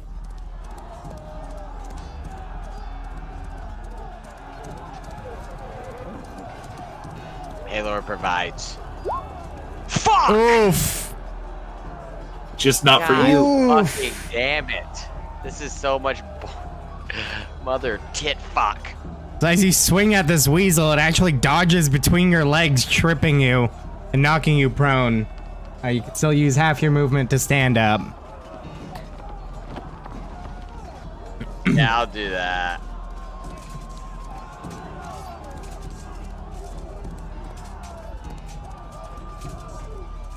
Yo, what the Alright. actual fuck is going on?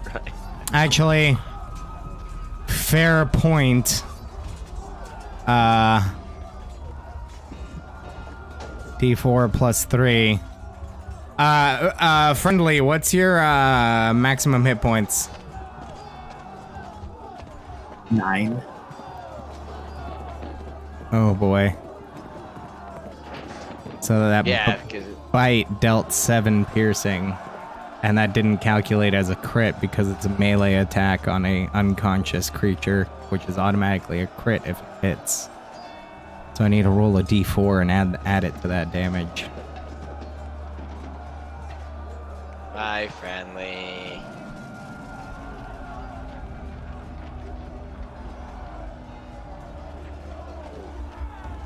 Yeah, called.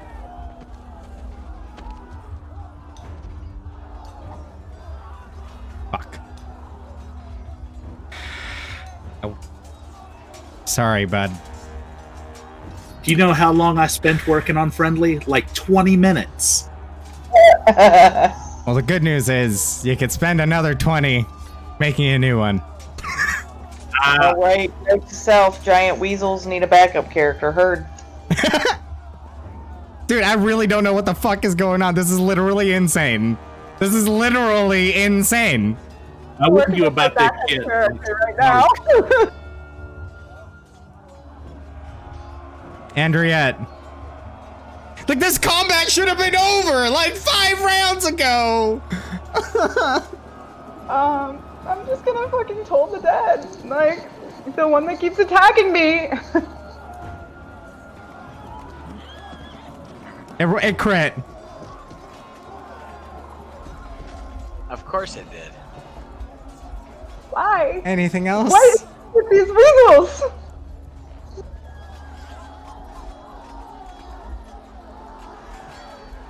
No, nothing else. Just gonna. Okay, this giant weasel is gonna attack you. Now he rolls a 9. Sorry,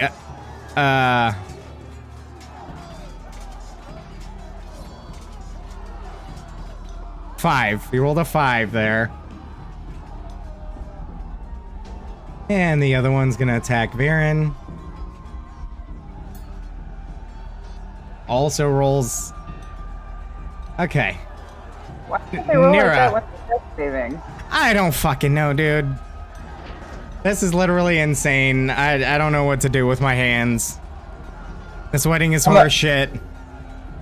I'm gonna try Ray of Frost again. Send it. Thank fuck. Oh my god, 1 hit point. Fuck me. As the Ray of Frost strikes into the giant weasel, it's able to dodge some of it, and by the scraggly hair on his shitty chin, he's still standing. Motherfucker.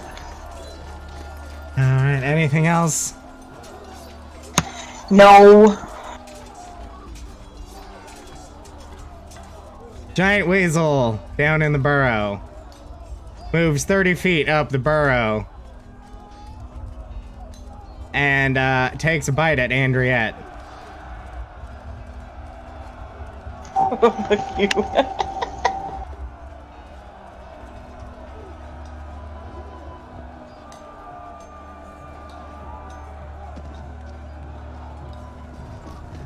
I hate weasels now. Forever. 8. Not gonna hit. Baron.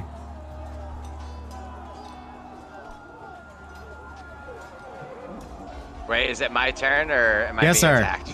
It's your Okay. turn. Jesus Christ, man!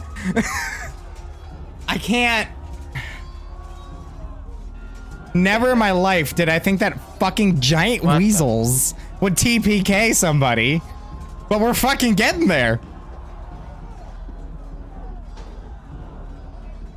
Oh, hold on. This is literally insane. There we go. Hey. Oh, thank God. Don't even roll damage. He's dead. Yeah. Yay! You literally cleave this giant weasel in twain. Good job. I'm gonna stop on its head as I move here.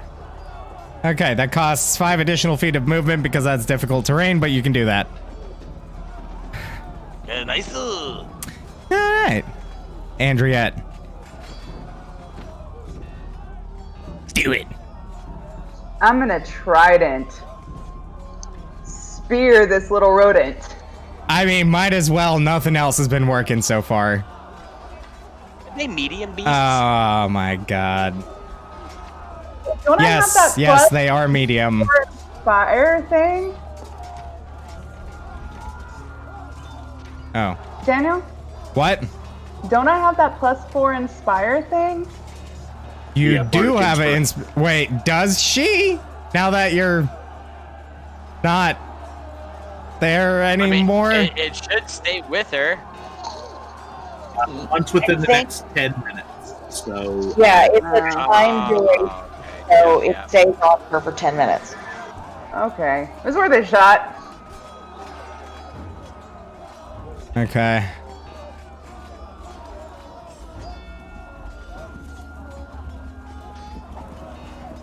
Yeah, unfortunately, that's not gonna make it. That inspiration was back in the previous fight, wasn't it? Or was that in this Yeah. one? I don't know. It was in the previous fight with the lizard.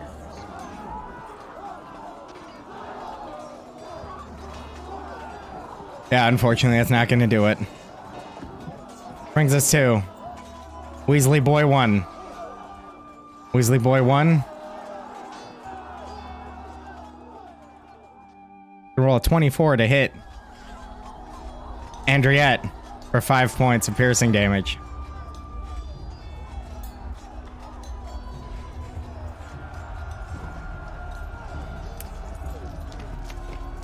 Nira. Do either one of those Weasley boys look damaged? Not in the slightest bit. Alright, I'm gonna use my bonus action to cast Hex Okay. on that. And I'm gonna cast, let's see here. I'm gonna cast Ray of Frost. Send it. That'll do it.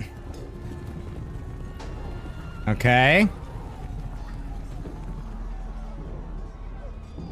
And Damage. with a very solid hit up for 7 damage total from the Ray of Frost combined with the Strangly Boy Necrotic Tentacles. Strangly Boy Necrotic? Awfully similar to Strangly Boy Erotic. Anyway, total of 7 points of damage to this weasel. He's jacked up, but he's still standing. I'm gonna what have stat are you doing? My Tanwin go over and dodge. Take the dodge action. Okay. And what stat are you affecting with your hex, by the way? Oh yeah. Let's do Wisdom. All right. So just be clear, that affects ability checks, not saving throws. Oh fuck. Yeah, that's fine. I don't care. Okay. Brings us to Giant Weasel, who's hexed. He's gonna... Why does their picture look like they're holding a spear? That's what I thought. Yeah, that's what I thought too. Okay. 1 or 2. Baron. 3 or 4. Andriette. 5 or 6. Tanwin. Andriette.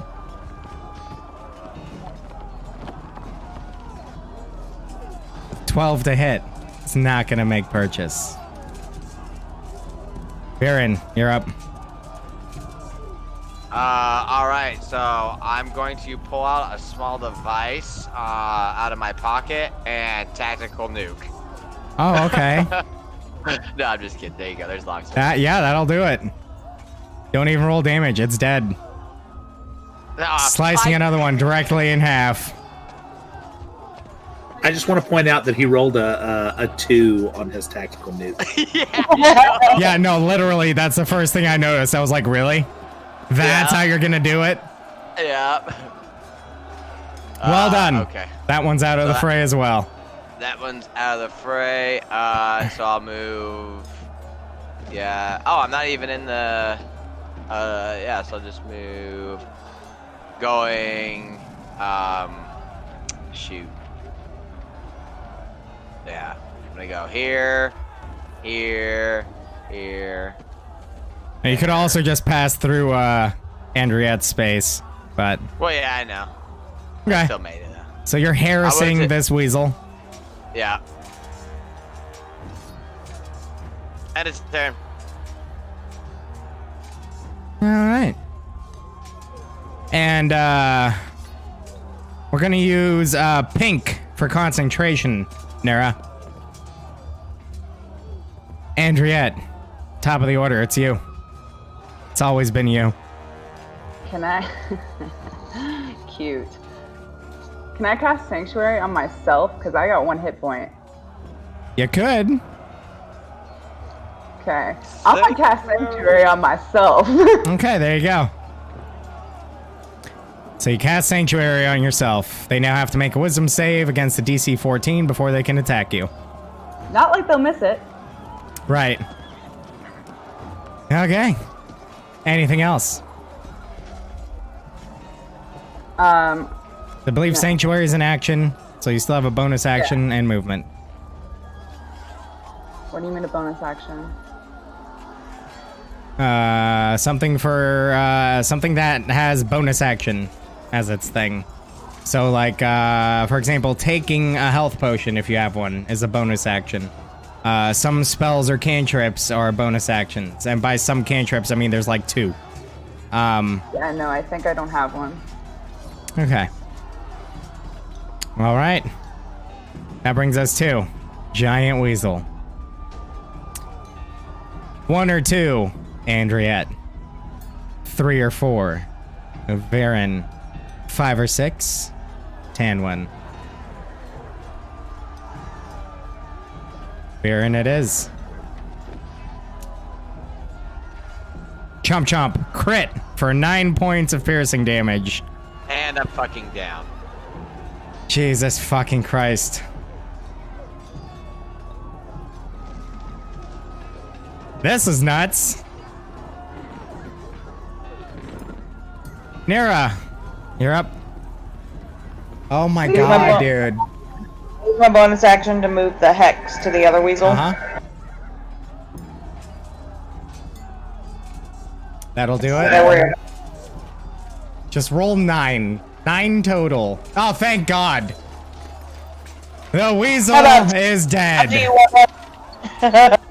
With that last little bit, the weasel falls dead to the ground. You have Viren unconscious on the ground next to you. Somebody needs to do something now, or he's gonna have to start making death saves. I can save him. Well, I can spare the dying. Okay. So you're gonna spare the dying for now. Okay. So he's stabilized. Yeah, I don't have another spell slot to heal him fully, so. Well.